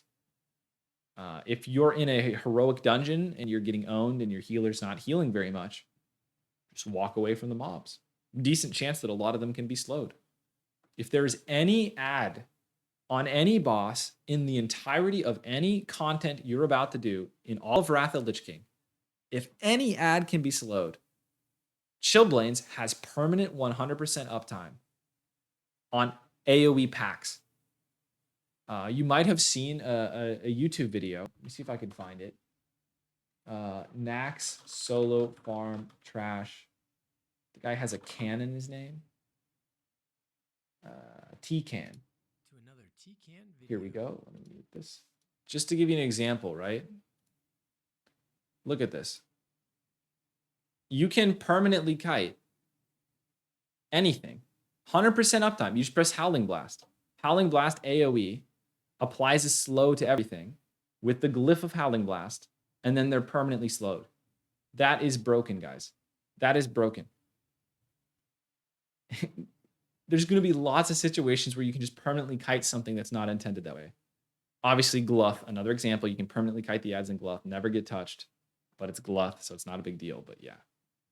Another talent that can be very powerful. And if you know about these kinds of things, you could say, hey, let me go respec, and I could actually make this fight much easier. Very, very cool. Very powerful. All right, so we're still tanking. Unbreakable Armor, worth taking. Increases your strength by a lot, which is also going to increase your parry. Don't forget that. And gives you some armor. You can Glyph of Unbreakable Armor. I don't really use it ever, but you could increase the armor it gives. Can use this before a pack. Makes all your stuff do more damage. Typically, you need to have your blood tap up to use it because Death and Decay and Howling Blast both take a frost rune. You're not going to have one left over. So you can use your tap on that every minute. And that's what you typically should do. Blood of the North. don't think that you're using much Blood Strike and Frost Strike, and I don't even Pestilence much in this build. So also, if we're converting our Blood Rune into a Death Rune, surprisingly, it's not that good in this build because Blood Boil is really strong in AoE when you have Howling Blast. So you don't really even need to convert our runes to Death Runes unless we're single target tanking. But again, if we're single target tanking, a lot of times we would just want to play a different build. But yeah, if you're planning to do some single target tanking, you can use Blood of the North, but it is not needed. Not a necessary talent. You can definitely just move points from Chillblains into Blood of the North, though, if you're planning to single target tank with this spec. But even then, you're not really worried about survivability if you're playing the spec in single target, so you don't really care. You kind of get what I'm saying. All right. Threat of Thessarian. While dual wielding, you get more damage. Yada yada. Don't really care about this. We don't care about obliterate damage, plague strike damage, blood strike damage, frost strike damage. Dealing damage with our offhand weapon. Our offhand weapon's usually not going to be very slow. Anyway, not at all necessary, but it can be just free damage on your rune strike. Again, you can take it. You just don't need to. Again, you could just move Chillblains into it for some free extra damage. Not a big deal. All right, now we have Guile of Gorefiend. Again, if we're tanking, this is a must-have. This is insane. Increases the critical strike damage bonus of Howling Blast. Can stop there. Don't have to keep reading. We're critting a lot of Howling Blast with Killing Machine and Death Chill. Again, Death Chill you don't have to take in this build, but you can take it for more consistent snap damage with your Howling Blast, snap threat. Well, yeah, Guile of Gorefiend is just great. And the bonus, it increases the duration of your Icebound Fortitude, which is even better. Frost Strike, you're going to see no point here. This is something you're just going to have to test as well.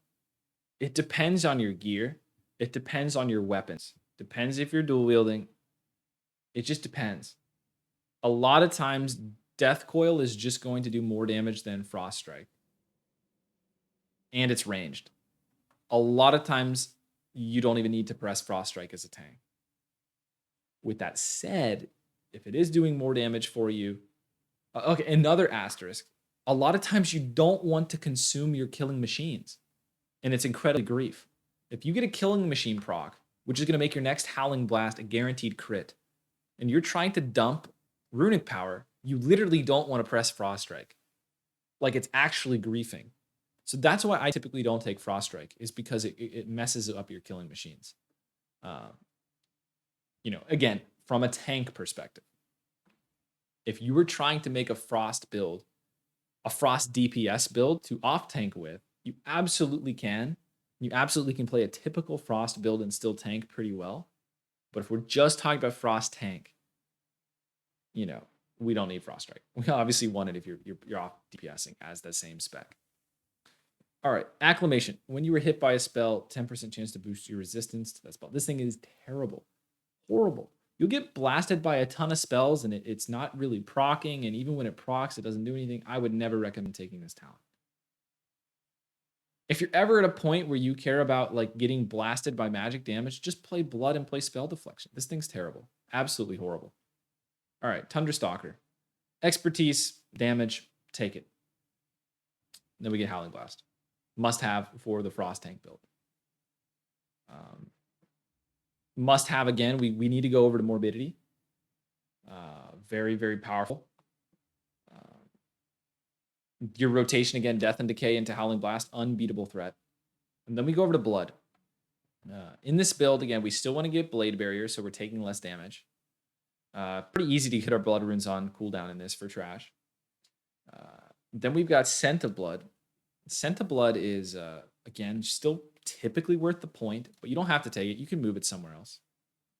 You can move it into Frost. You can move it into Unholy. You can take it anywhere. Likewise, the 5 Bladed Armor points. Again, it's just so good when you're in Frost Presence because of how much damage you're gaining from it that I still take it even in the DPS, Frost tank setup here. The Rune Tap here is not required. Again, I kind of like it just to have there, but you don't need to take it at all. You can take both these points out if you wanted, put them somewhere in Frost. I think this 1 point's definitely worth, but you can put them somewhere else in Frost if you would like. But yeah, that is it for the Frost tank. That's it for the talents. Next, we are going to talk about, let's see, maybe is it time for glyphs? Glyphs, and then we'll talk about defensives. So what glyphs are you gonna run? So for the Frost tank, we're gonna run typically just not many options here. We're typically going to run Glyph of Death and Decay, Glyph of Howling Blast, and Glyph of Icy Touch. Now keep in mind the Glyph of Icy Touch only causes the disease to do more damage. But that's a lot of times still worth it in this build because you have Howling Blast instantly putting it on everything. So you're pretty much always going to have every target affected by Frost Fever. So it gets a lot of mileage. Again, helps your threat. That's the point of the build. Other options you could take, though, really nothing else specifically for the Frost build except the meme talent we talked about, Glyph of Hunger and Cold, which you're pretty much never going to take, and the Glyph of Unbreakable Armor, which we already talked about. So I'll go back to Blood Glyphs, and some of these could apply to Frost Tank, but most of these are for Blood Tank. Now we have Glyph of Dark Command. I already talked about how you can potentially hit spell hit cap without needing this. But if you're ever on a fight, and especially if your hit is really low, you're in like really high mitigation gear, and you need your taunt to work, you could put this in. I do think that this type of talent is not super necessary in a lot of cases, just because you have a Death Knight have 2 taunts.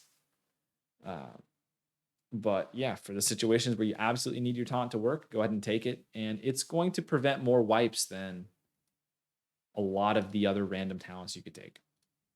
I always take Glyph of Disease so that you can do a lot more healing. It makes the class a lot more fun to play as well.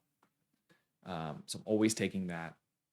And then I'm also a lot of the time taking Glyph of Vamp Blood. I'm taking this probably 100% of the time, to be honest. Probably 99.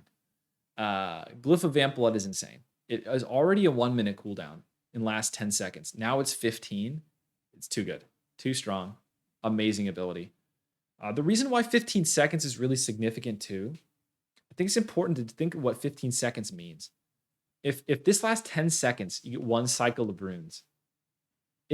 Going over to 15 is huge because it's now 2 cycles of runes, which means that extra 5 seconds, you go from 2 death strikes to 4. So, yeah, actually pretty significant. Definitely very good glyph. Basically must have. Other glyphs you can use.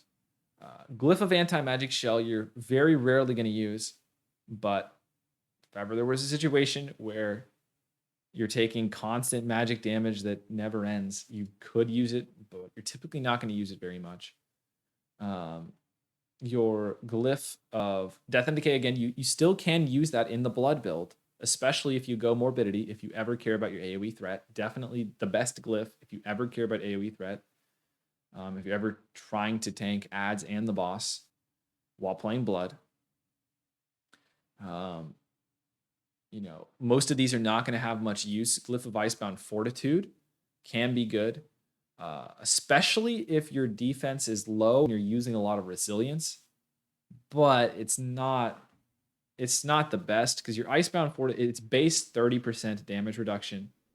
Most of the time, you're not dying in Icebound Fortitude anyway.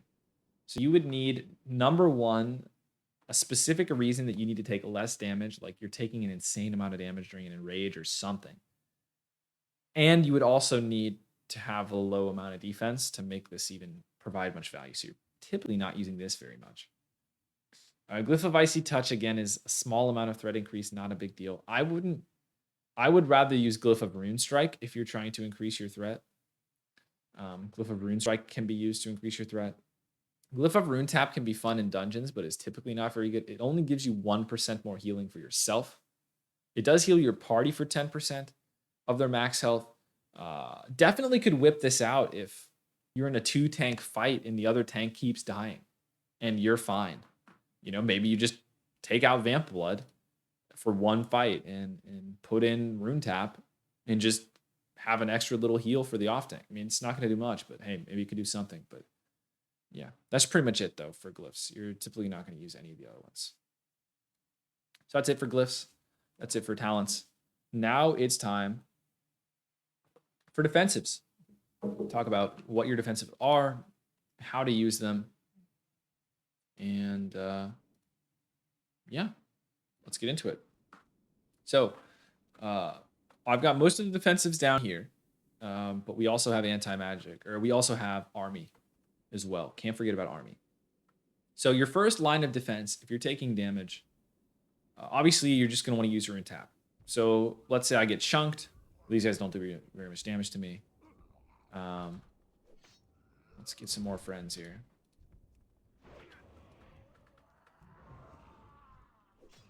Okay, so as my health is going down, first line of defense is I'm getting owned by enemies. I'm like, okay, let me get some healing out. Let me use rune tap. Now, if you know you're dropping like a rock and you're getting destroyed, you're going to want a vampiric blood first because it increases the healing. So here, let's say I'm in a lot of trouble. I'm worried I'm going to die.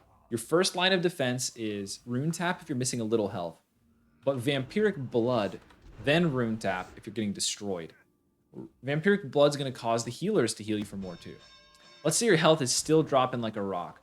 Then you're going to want to use Death Pact for a crazy amount of healing that can burst you for your healing. And it also is going to benefit from extra healing during your vampiric blood.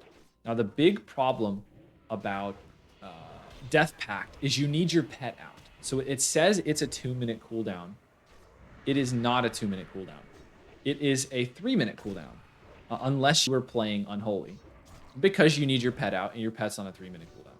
So you do need to have that up, and then you need 40 runic power. It also takes 2 globals. So Death Pact as a defensive is probably your riskiest defensive because it takes 2 globals to get off. But if you get it off, it's going to heal you for a ton. And the other problem with summoning the pet is you typically want to summon the pet right before. I said it takes 2 globals. You can summon your ghoul in advance and then sack it when you need it. But your ghoul's going to die pretty easily. Especially on a fight like Sartharian. He's going to just die to the breath. So it's kind of hard to get it out ready in advance. But you can pre-cast your Raise Dead if there's not going to be AoE that kills it, so that you are ready for a Death Pact. So that is another way you can use the ghoul. But yeah, so keep continuing on with defensives again. Vampiric Blood's our first line of defense, shortest cooldown. We're using Rune Tap. Just use it whenever. Don't worry about it too much. Just use it. Not a big deal. Don't have to get full value all the time. Just go ahead and use it. If you really want to be disciplined about things, don't just use it when you're missing like 80% of your health. Save it when you actually dip low, because a lot of times you're at 80% health, your healers are just going to finish you off. You know, maybe just use Death Strike at that point for healing.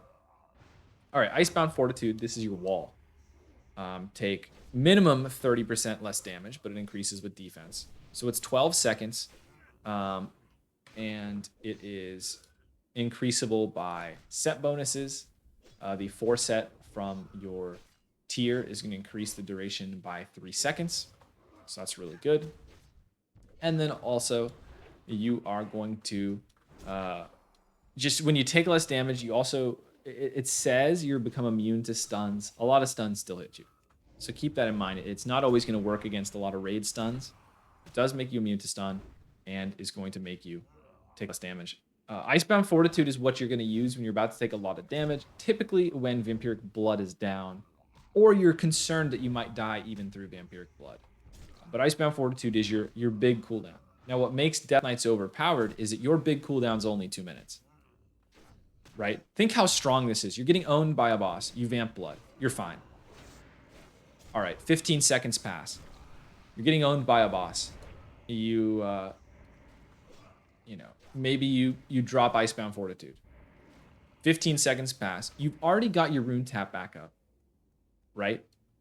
You only need to make it another 30 seconds, and you've got your Vampiric Blood again.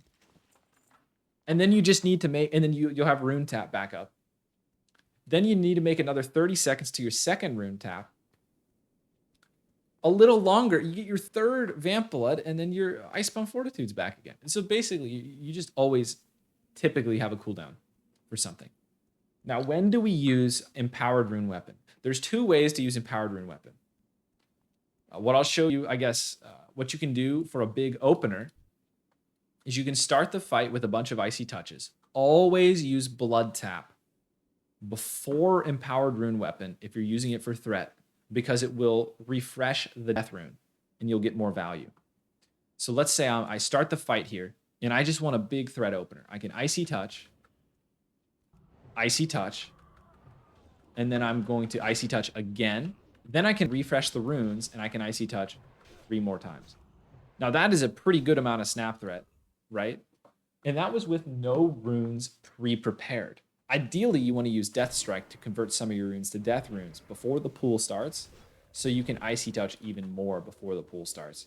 So that's one way to use Empowered Rune Weapon is for Snap Threat. But if you don't need it for Snap Threat, you can actually save Empowered Rune Weapon for a double Death Strike. And that's what I like to do on every boss that can threaten to kill me. If I ever feel like I have no cooldowns left, I got nothing in the tank and my health is low, Empowered Rune Weapon, double Death Strike. And again, that's a lot of healing, right? With all my modifiers, you've got talents here. My Death Strike is healing me for 5,000. So if I Empowered Rune Weapon, double Death Strike, it's a 10,000 heal, right? Which is a third of my health, which obviously makes sense because it should be doing 15% healing because our Death Strike has 50% increased healing and it tooltip does 10. So that should be 15% of our health, right? So that isn't a use of the Empowered Rune Weapon. That's how I like to use it defensively. Haven't talked about Anti-Magic Shell. Anti-Magic Shell, again, you want to use on any big chunk of magic damage. I would recommend, if you are taking constant and steady magic damage, think of it like a cooldown. And if the magic damage you're taking is sparse or intermittent, just use it off cooldown, right? Whenever you're about to get hit by it. But again, like I said, on a fight like Sartharian, do not anti-magic shell when you are safe. Do not anti-magic shell and overlap with other cooldowns if you don't need to. If I already had Vamp Blood up because I was low on health, I'm just going to let myself get hit by a breath. I know I'm going to be fine. Vamp Blood's going to give me enough health. I'll heal back. We're good. I'm going to save anti-magic shell for when it actually does something. Likewise, I'm not pressing anti-magic shell on Sartharian when I have all my healers focused on me and no dragons have landed. When the dragons land, I start taking improved damage, increased damage, and my health pool shrinks. Then I'll use my anti-magic shell. All right. Next up, we have Army. The last defensive I have not mentioned. Well, I can talk about Mark of Blood too. Mark of Blood is not very good. no one here's going to say it's very good, but it can be good if you know that big damage is about to come. So, for example, if a mob attacks fast, if it's enraged, if it's berserk, if it's frenzied, anything that increases its attack speed, pop up Mark of Blood, and you're going to get some healing back. And just don't worry about it. Don't think about it. It's just a little extra bonus. It's, again, not super valuable, so just pull the trigger on it whenever you think it will be helpful. If I'm ever in a situation where I'm desperate, I'll just throw it up. And you might think it's not that big of a deal. 4% of your health is not bad, right? For me, it heals me for 1,600. I throw it up in a panic, and I'm starting to dip low on health. Hey, procs twice. Hey, I'll take 3,000 health. Procs 3 times. I'll take 5,000 health. Why not? Why not? Definitely your weakest cooldown though. So don't worry about it too much. But again, better against targets that attack fast or do a lot of constant damage. All right. Last cooldown we're going to talk about is your Army of the Dead. Army of the Dead, at the bottom, it says the Death Knight takes less damage equal to his dodge plus parry. So that's a damage reduction, and that gets better as you go through the game. And this is probably the most underutilized cooldown in pretty much all Death Knights kits. And even I don't use this pretty much at all, right? I mean, I know the content's easy, but It's something you really should be using better. When is this good? So obviously when you channel Army of the Dead, you cannot dodge and you cannot parry because you are casting. So if you start channeling Army of the Dead and a boss is auto-attacking you, it doesn't really do very much. You're taking less damage, but you can no longer dodge and parry anyway. So it's kind of just almost evens out. The only thing it does in that case is makes you take consistent damage. So if you're afraid of getting bursted by an enraged boss and you're afraid 2 consecutive hits in a row might kill you, you could make the damage more consistent and smooth by taking less damage but not avoiding anything. So you could do that. But typically where it's going to be best is magic damage or a big hit that can't be dodged or parried. When you cannot dodge or parry the incoming damage, it's just damage reduction at that point. So let's say we're on Sartharian. You've got no cooldown left. Nothing in the tank. Just channel Army of the Dead. If you get breathed, it will do less damage equal to your dodge and parry, right? Even in phase 1 gear, that's going to lead to, well, let me go to our defense section, right? Parry plus dodge. We're looking at a 40% DR. That's not bad at all. That's easily life-saving.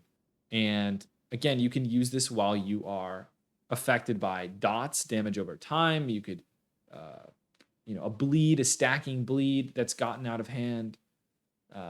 Lots of uses for it. But again, it's a 10-minute cooldown, and it's one you're not going to be comfortable using because it's such a long cooldown and it's kind of niche.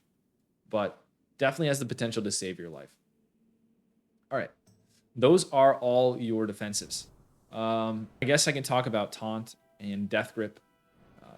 Kind of self-explanatory, obviously. Don't Death Grip things you don't need to. Probably the biggest thing I see is tanks just waste Death Grip. It's pretty valuable. And the further you're moving something, the more value you're getting. A lot of times, if you have spare runes, you can just use Strangulate, which is long-range silence, to move a mob closer to you. Sometimes your Strangulate is less valuable than your Death Grip, so sometimes you should be Strangulating first. Obviously, Death Grip is a taunt and a grip.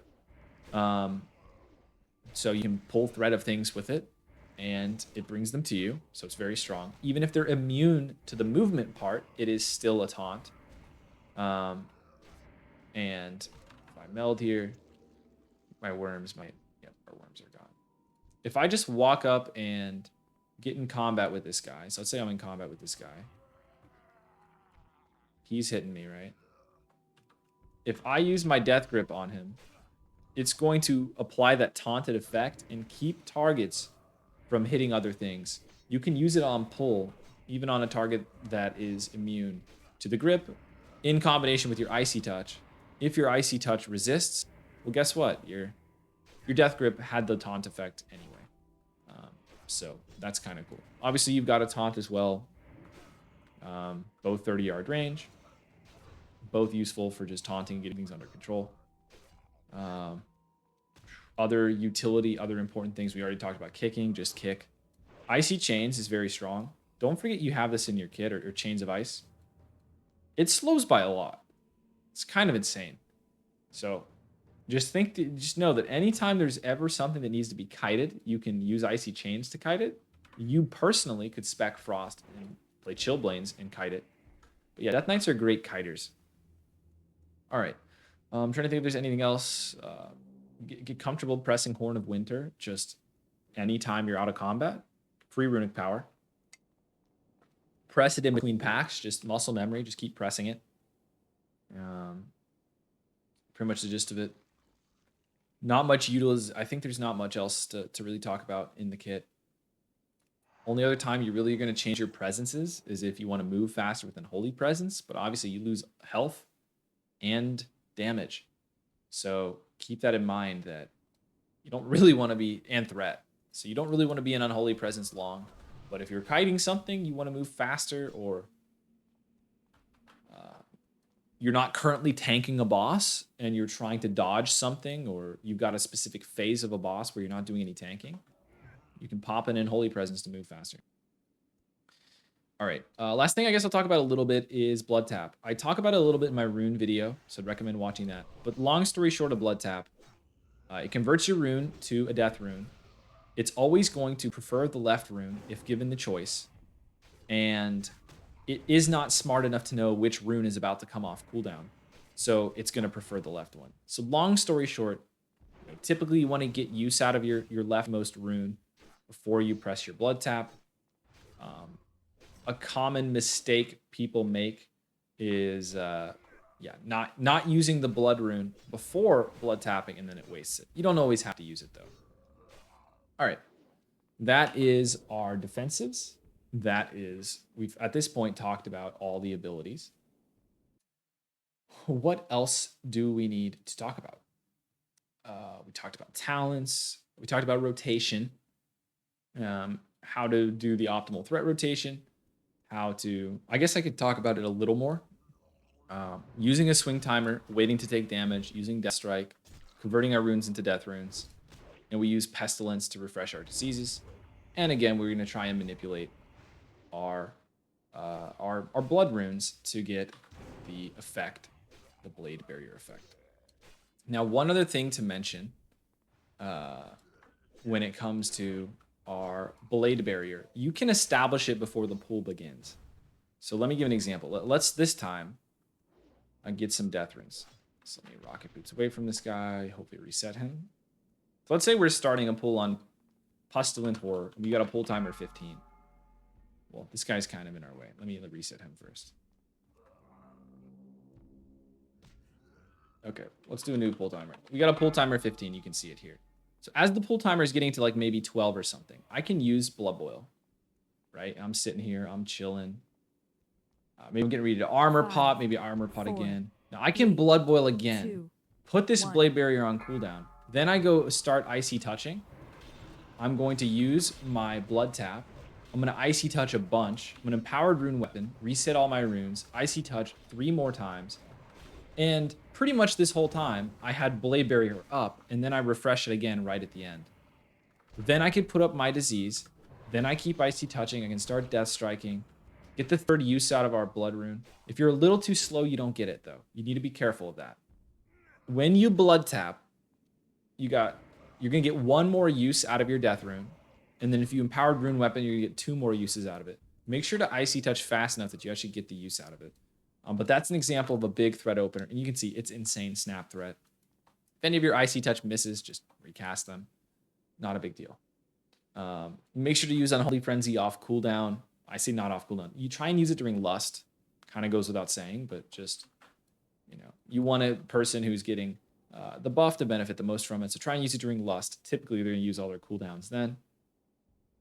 And yeah, that is rotation. That's your opener. A lot of the advanced stuff when it comes to Death Knight is just how can I get the most healing out of my Death Strike while still holding threat, while still keeping up my sigil, while still keeping up Blade Barrier. That is the advanced component of the rotation. Cool. Now it's time for the fun part. We're going to talk about gear. Gearing in general. Now, this whole time as we're talking about stuff, we talked about some healing. We talked about threat. Your threat is very good. You should never be itemizing for DPS as a Blood Death Knight. If you are having threat issues, typically something else is the problem. Even in a very high-end raid, there's salve and misdirect. Worst case, you can be tricked as a tank. I say worst case. It's going to be pretty common for a lot of average guilds to just tricks because it's safe, even though tricks can be used to increase damage of damage dealers. Play it safe, tricks your tank. It's a good bet for most guilds. But with all that, we're going to be itemizing for survivability only. That's all our itemization is going to be. When it comes to what stats we want, the biggest stat we want by far is stamina. And the reason for that is everything we've talked about with the percentage-based healing. The more stamina we have, the more healing we can do. And keep in mind, stamina is already the best stat for all the other tanks too. So imagine you've got a prot warrior, you've got a prot paladin, they're gemming stamina. Stamina is their best stat. and they don't benefit. They don't have as much stamina scaling as a DK. Bears have more, but they also don't benefit from the healing component.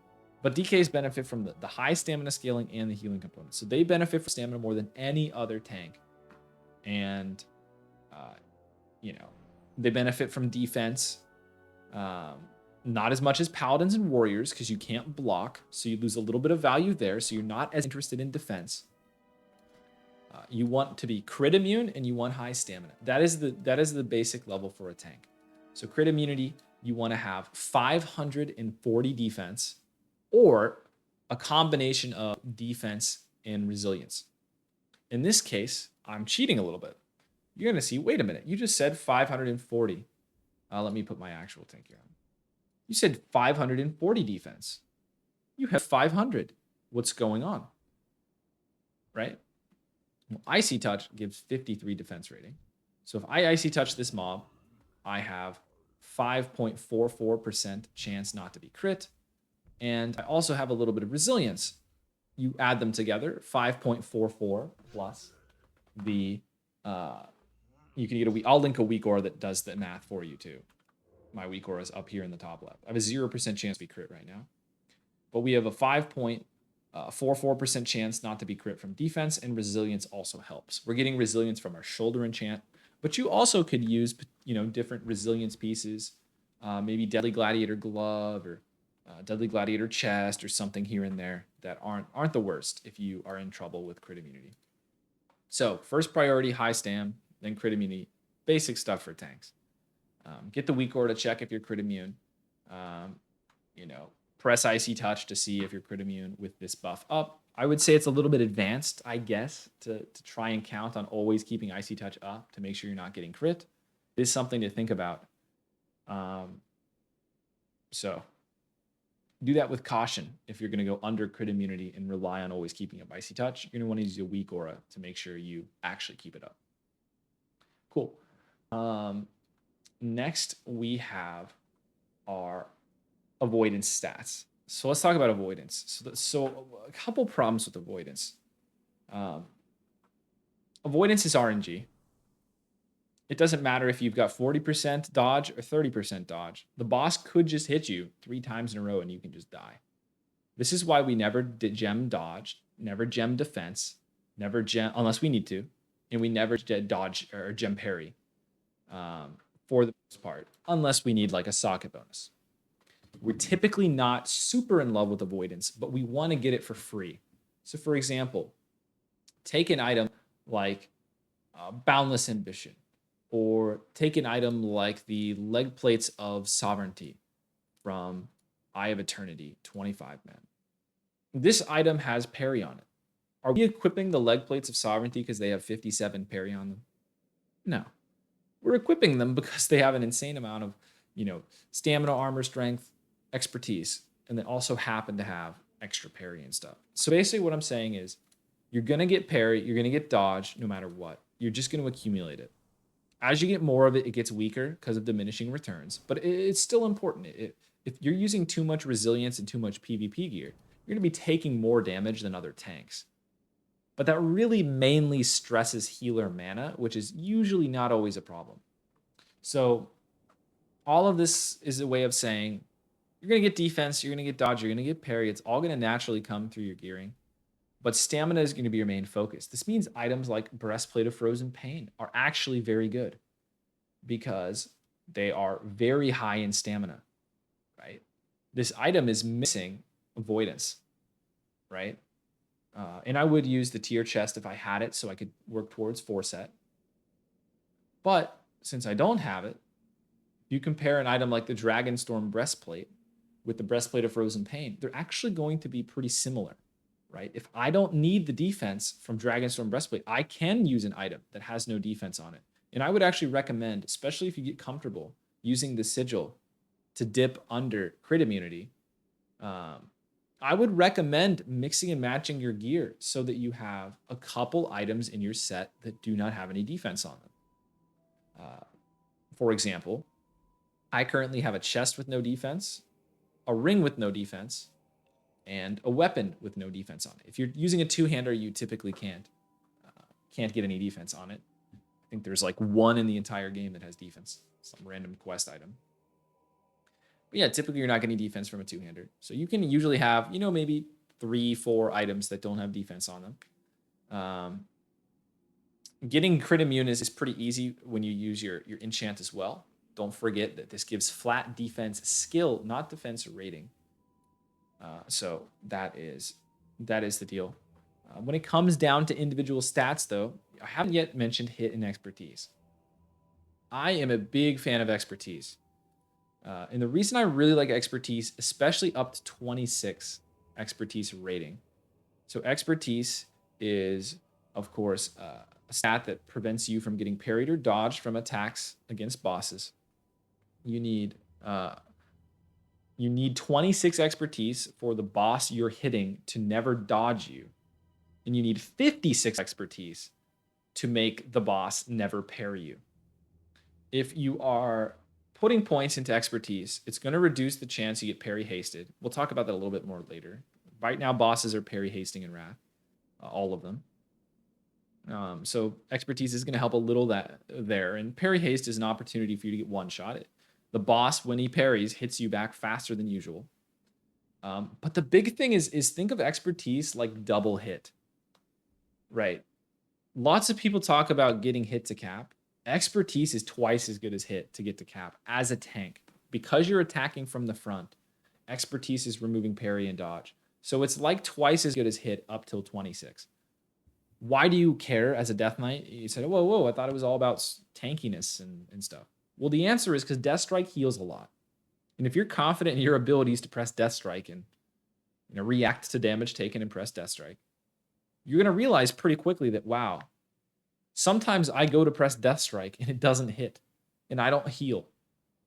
And it's bad. It's bad. And then I die and I didn't get the heal off. So as long as you're confident in your abilities, right, it's going to make it more consistent that you connect your heals. Now, if you're not looking to min-max your Death Knight, you probably haven't been watching this video for hours.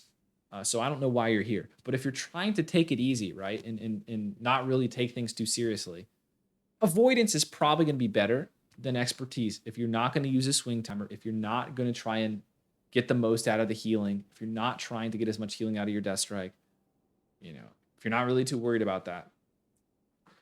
But expertise up to 26% is going to increase your survivability more than avoidance. If you do not have 26 expertise, you should be gemming expertise in your purples.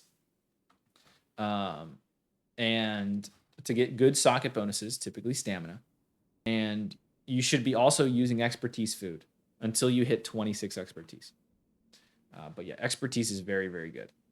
Now, past that point, it's still not worthless. And you can still gem it if you want for good socket bonuses. And it's still decent. You're still going to get parried by the boss.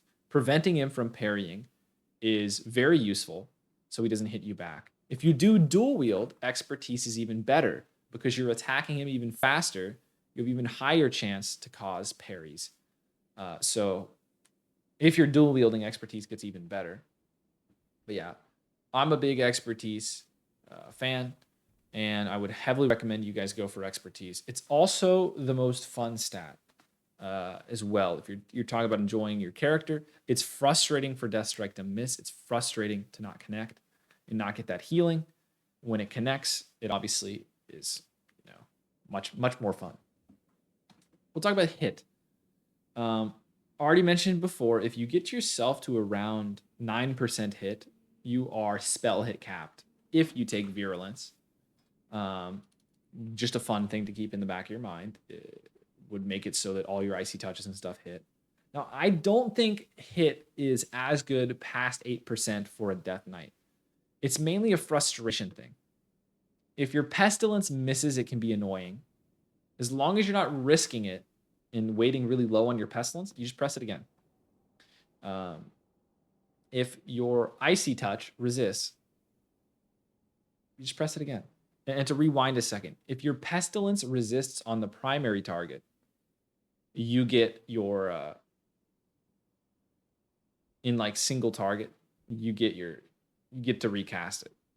If it's spreading to a bunch of targets, and one of the fifth target it hits, it resists, you do not get your blood rune back. But it's not that big of a deal to just recast Pestilence or to just recast Icy Touch if they miss. So past 8% hit, I don't think hit is that important. I don't think trying to achieve the spell hit cap is that important. It's mainly missing a taunt that's annoying, and you can achieve that with a glyph. I do like, again, getting hit up to 8%.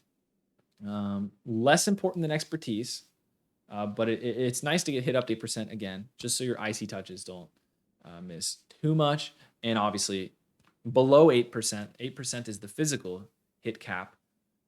That's going to cause you to hit more death strikes as well.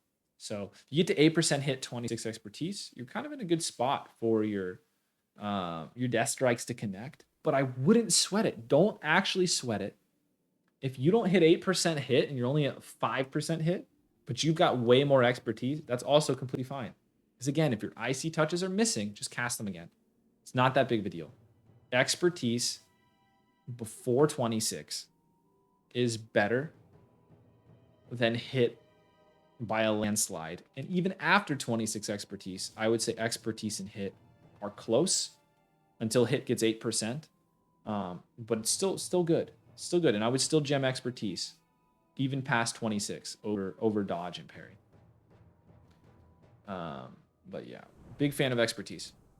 So that's it. So that's our stat priority. We are becoming crit immune. We're getting as much stamina as humanly possible. Stamina rules. Stamina is king. Even random items like this, Icebane Chest Guard, this is pre-raid Biz. This item is insane pre-raid. You're like, whoa, there's like, it's a frost resistance item, but look how much stamina that has. It's the highest stamina item in the game in phase 1. It's not even close. Triple socket, 170 stam. This thing is actually quite good pre-raid. Actually good. It's really not bad. Stamina is king. So we go, again, crit immune, stack stam, try and find room for expertise. Never gem pure expertise, but gem expertise and good socket bonuses. If I wanted, I could put more expertise here. I think in this set, I'm eating expertise food. I definitely am because I'm at 8% hit. I'm eating expertise food in this gear, so I didn't need it to get 26, but I could even put on farm. You can keep using all of your socket bonuses for expertise all the way up to 56 expertise. And just remember that all the bosses right now are parry hasting in Wrath, and it may continue into Ulduar. So even if you're thinking like, I don't know if I really want this much expertise, just remember, hey, your most likely way for you to die on farm is parry haste, because that's an unusual pattern of damage. That's more damage than your healers are expecting. It's more damage than you're expecting, and it catches you off guard. So yeah, I'm an expertise shill. Stats like hit, haste, crit, kind of just ignore them, to be honest with you. Not really relevant. Strength, I wouldn't look too hard into the strength on the item. It is going to convert into some parry, but not that much. And you're just passively going to get it because all of your tank items have strength. So again, we're looking mainly at stam. And then, of course, dodge and parry are good as well, similar in value. As you get more dodge, it gets worse because of the diminishing returns. As you get more parry, it gets worse.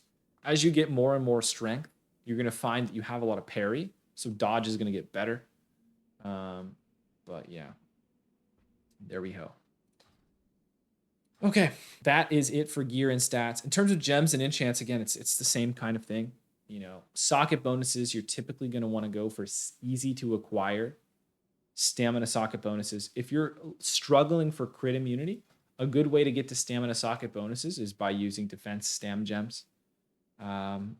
Or hit stam gems if you need to hit.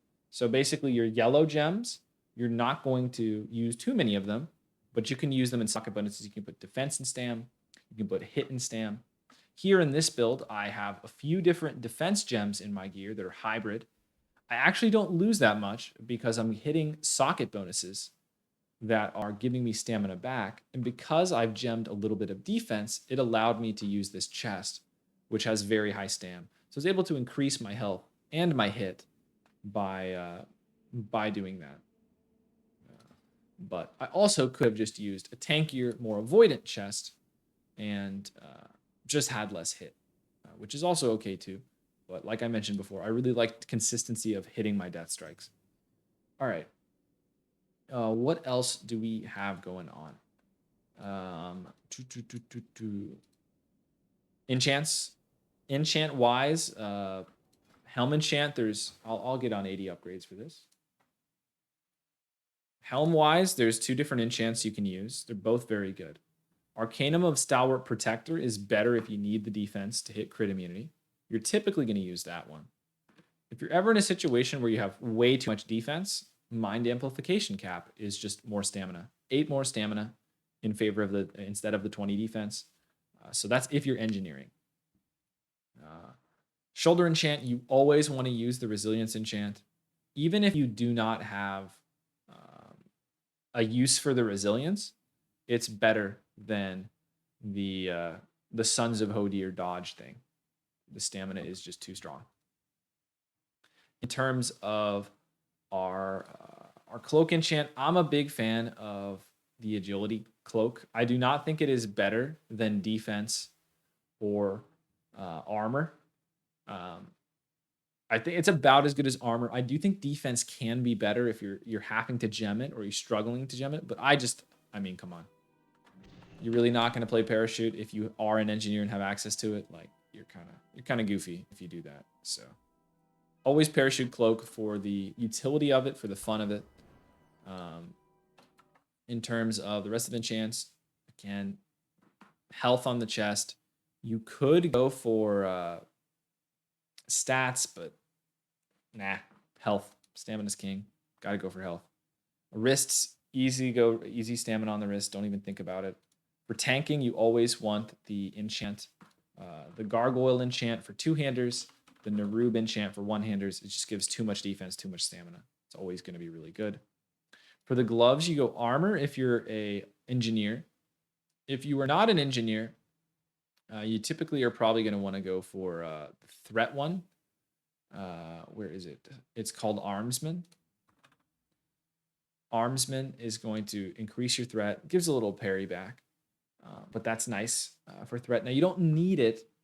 You don't need it because you're typically going to have plenty of threat. But like I said before, extra threat means you can play differently. It means you can start death striking and healing more at later points in the fight. So while Armsman is great, you definitely could just put a stamina kit if you wanted, or you can put expertise on your gloves. I would put expertise if you're not at 26 expertise yet, if you're not an engineer. The armor enchant, I think, is too strong in most cases. But I mean, this, it's quite good, but you can always just work with any of these other options. Hit, expertise, stam kit, or Armsman is all fine. Leg enchant, only one option, right? Go for the stamina and agility. Boot enchant, we're going rocket boots if we're engineering every time. The mobility is worth more than the stats. The defensive stats, not even close. If you are ever thinking that you would like more stamina, I mean, you gotta think that rocket bootsing away from the boss or running in a circle while rocket bootsing the boss sometimes is going to be more valuable than stamina too. Obviously, a fight like the boss that can't move, it's not going to help. But yeah, rocket boots are typically even a better defensive option than these, simply because moving fast prevents you from taking damage. If you can move, if you realize I am too slow to move out of mechanic and you rocket boots out of it, how many people are you going to notice? Who's going to judge you, man? You just prevented yourself from dying. It's pretty good. It's always rocket boots if you have them. If not, again, you put Stam or Tuskars. I would probably always go Tuskars for the movement speed if I didn't have rocket boots. Meta gem. All right, so like we mentioned, we're going Stam in blues, putting stamina in bad socket bonuses. A bad socket bonus is typically going to be dodge, parry, block, anything useless, like anything useless or anything offensive, we're going to ignore. And then dodge and parry, we're typically ignoring as well. Defense sometimes can be worth getting, but we're always going to go for convenient stamina socket bonuses. But if it requires us to commit too many Too many sockets, it's not worth getting. So if we have to use like a yellow and a red, it's typically not worth going for. All right. What else? Meta gem. If you're a gamer, you can go for movement speed, honestly. I've seen bears have Abyss list where they go for minor run speed. You could do that. Not saying it's wrong. You don't necessarily need a stamina meta gem in all situations. So you could go for a run speed, but I would always go for 2 meta gems. Either a run speed meta gem to move faster, if you want that movement speed to, clear an instance faster, run through faster, be ahead of everyone going fast. Or you can go with stamina and armor, which is the default. Pretty much always go with this, but hey, don't count out the movement speed. You can use that. In terms of professions, professions to go on your Death Knight. Obviously, you can see here we got JC, we've got NG. JC, I think, is definitely less required. I like JC because on any tank, you just guaranteed of 2 stamina trinkets. You don't have to worry about Essence of Gossamer dropping. You don't have to worry about what you're going to do with your second trinket slot, which is pretty much always just going to be much worse than one of the JC trinkets at the start. But as the game goes on, JC is going to be less valuable and less required. And but engineering, in my opinion, is I don't want to say required, but it's probably the closest to required you can get of any profession. You probably exist some tanks out there that aren't getting G kicked because they're not NG, but in my opinion, it's pretty much mandatory. Sappers are nice AoE threat. I think as a Blood DK, you lean on Sappers more than any other tank. And the reason for that is there reaches a point where you can't cast abilities. If I am in deep blood, if I'm in one of these blood specs, if I'm deep blood and I don't have runes and a pack runs into us or any ads show up, there's nothing I can do if Death and Decay is either on cooldown or my runes are on cooldown. I just literally watch people die. So Death Knight is the best spec, or is the class that I think relies on it the most, because unlike Warrior, you don't have as much mobility. You don't have as much mobility as a bear. So it's like Paladin in that it doesn't have any mobility, and the rocket boots really help. But I would say they're the most sapper reliant because they're the most likely tank to have no button available. Bears have AoE taunt, Warriors have AoE taunt, Paladins have Consecrate and Hammer of Wrath on shorter cooldowns. If you have no runes, no Death and Decay cooldown, Sapper is going to save lives. So I think Sapper is insane.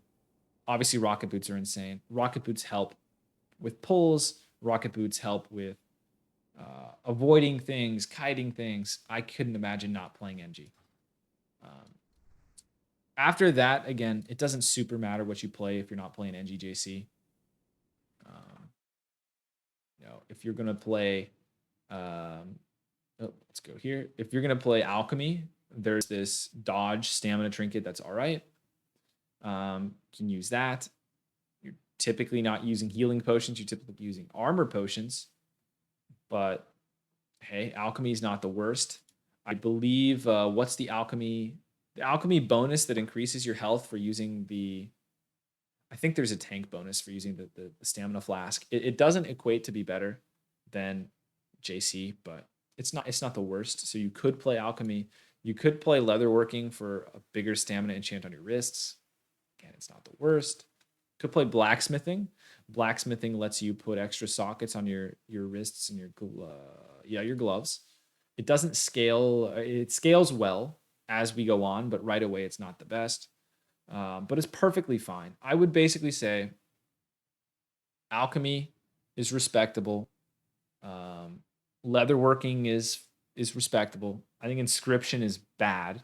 I wouldn't even use the Inscription enchant a lot of times over the stamina one. So the Inscription, I'd say, is the worst profession.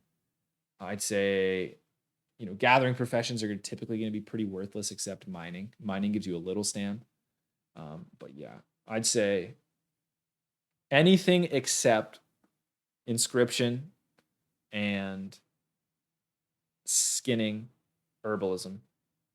Everything else is fine. Even enchanting, you get ring enchants.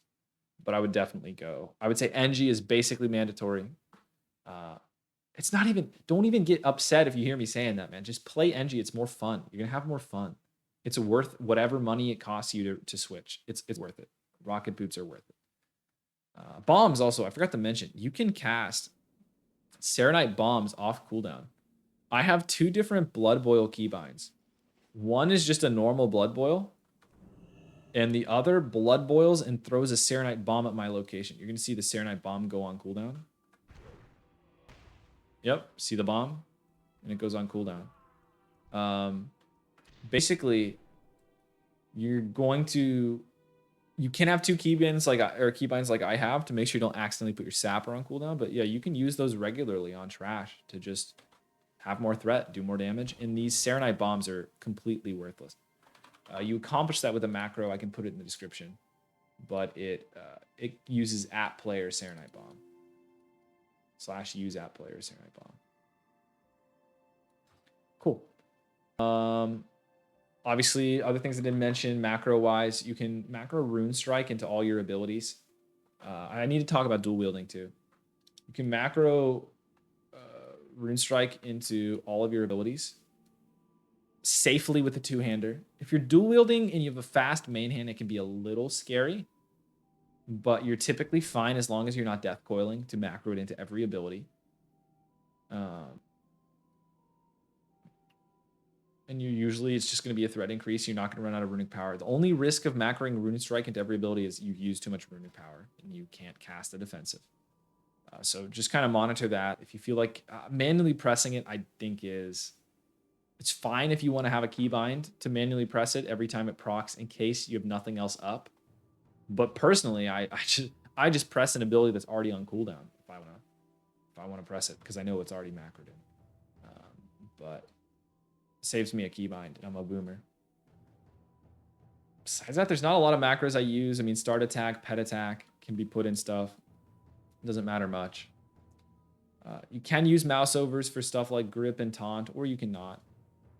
Either way, you can use a mouse over for your Unholy Frenzy to target someone in the raid using your frames, or you can put a specific player in there so it picks them always. That's pretty much it for macros, to be honest. One last thing I want to talk about that I forgot to mention is dual wielding. Should you dual wield or not? I think dual wielding has become incredibly overrated as a first point. A lot of people say, okay, do we dual wield or do we not? The answer is you use the best weapons available, right? So, for example, if I've got... Red Sword of Courage, and then some random blue weapon. I think I might have it in my bank, so can I vendor it? If I got Red Sword of Courage and Crescent of Brewing Fury, that's the lower item level one, but you get the point. Like, I should just use a 2-hander. I should just use a 2-hander from Raid. If you get the best 2-hander, I have it on the 80 upgrades. If you get Inevitable Feat, just use that. There's no ban against 2-handers. The reason 1-handers are used is because they can have defense on them. And if you don't care about threat, defense is a more defensive stat. And some of the 1-handers can have really high stam that warriors use to tank. So if you don't care about threat, which we don't a lot of times in our gearing, we have plenty, right? You're better off going with 2 tank 1-handers than a 2-hander because you just get more tank stats. You're usually going to end up with more stamina, more defense. However, like we mentioned before, there are some 2-handers that have very high expertise or very high hit. And as we talked about, expertise is very good. So Inevitable Defeat on its own is a very good weapon. But the big difference, or the big issue right now with dual wielding, and why I have stopped dual wielding in raids on raid bosses. Currently, bosses are bugged in Wrath of Lich King, and every single boss is parry hasting. Even bosses like Patchwork, which are specifically not supposed to parry haste because of how they're designed, are parry hasting. Because of this, it is basically never correct to dual wield. Basically never correct. If you have way better one-handers than you have a two-hander, you could still dual wield. But based on just how parry hasting works, if you're attacking really fast with two fast weapons and you're dual wielding, you're gonna get parried a ton. And parry hasting is very dangerous. You can even see it in the Death Knight sim. In the Death Knight sim, which I'll have a link to below, if you switch between parry hasting and using a two-hander, your chance of dying goes up. Even typically, if you are gaining defensive stats, and it's because parry hasting. So long story short, right now, try not to dual wield. This is new information. This is obviously before Wrath came out. We didn't know how things were going to work. But as of right now, keep an eye on it. Feel free to drop a comment asking if this is still the case, whatever, when we're in Ulduar. We don't know. The bosses currently are not supposed to parry haste, and they are. And because of that, dual wielding is not very good. I will be using two-handers until this is changed. I will not use one-handers, again, unless I have two amazing one-handers and the two-hander I have is not very good. Now, let me give an asterisk. If you reach 56 expertise, you cannot be parried anymore. One-handers, once again, become better. If they contribute more stats than the two-hander. Also, if you are tanking something that is not a boss and is not level 73, you need lower expertise. So for example, you can tank a dungeon with 24 expertise and you will not get any parry hastes and you can dual wield comfortably. So you only are going to get parry hasted by bosses. But again, hopefully that makes sense. I think that is pretty much it. I might do additional video on just a UI or something. I'll probably try and post my UI if you want it. It's still a work in progress. I just finished this UI. Maybe I'll have some links to UI or add-ons and stuff. There's only like one Death Knight specific add-on I use, and I already have an add-on video. So I'll link the weak aura for crit immunity. I'll link the weak aura for this UI. And I think I broke something in it, so I'll fix that first before I link it. But I think I broke my sigil tracking at some point. But that's pretty much it, guys. If you have any questions, please leave them in the comments. I hope I covered absolutely everything. If you made it this far, sub to the YouTube channel, follow the Twitch. Feel free to ask me questions on my Twitch as well in the description. Thanks for watching, guys. And yeah, I'll see you guys next time in the next video, whether it be DK or maybe another guide.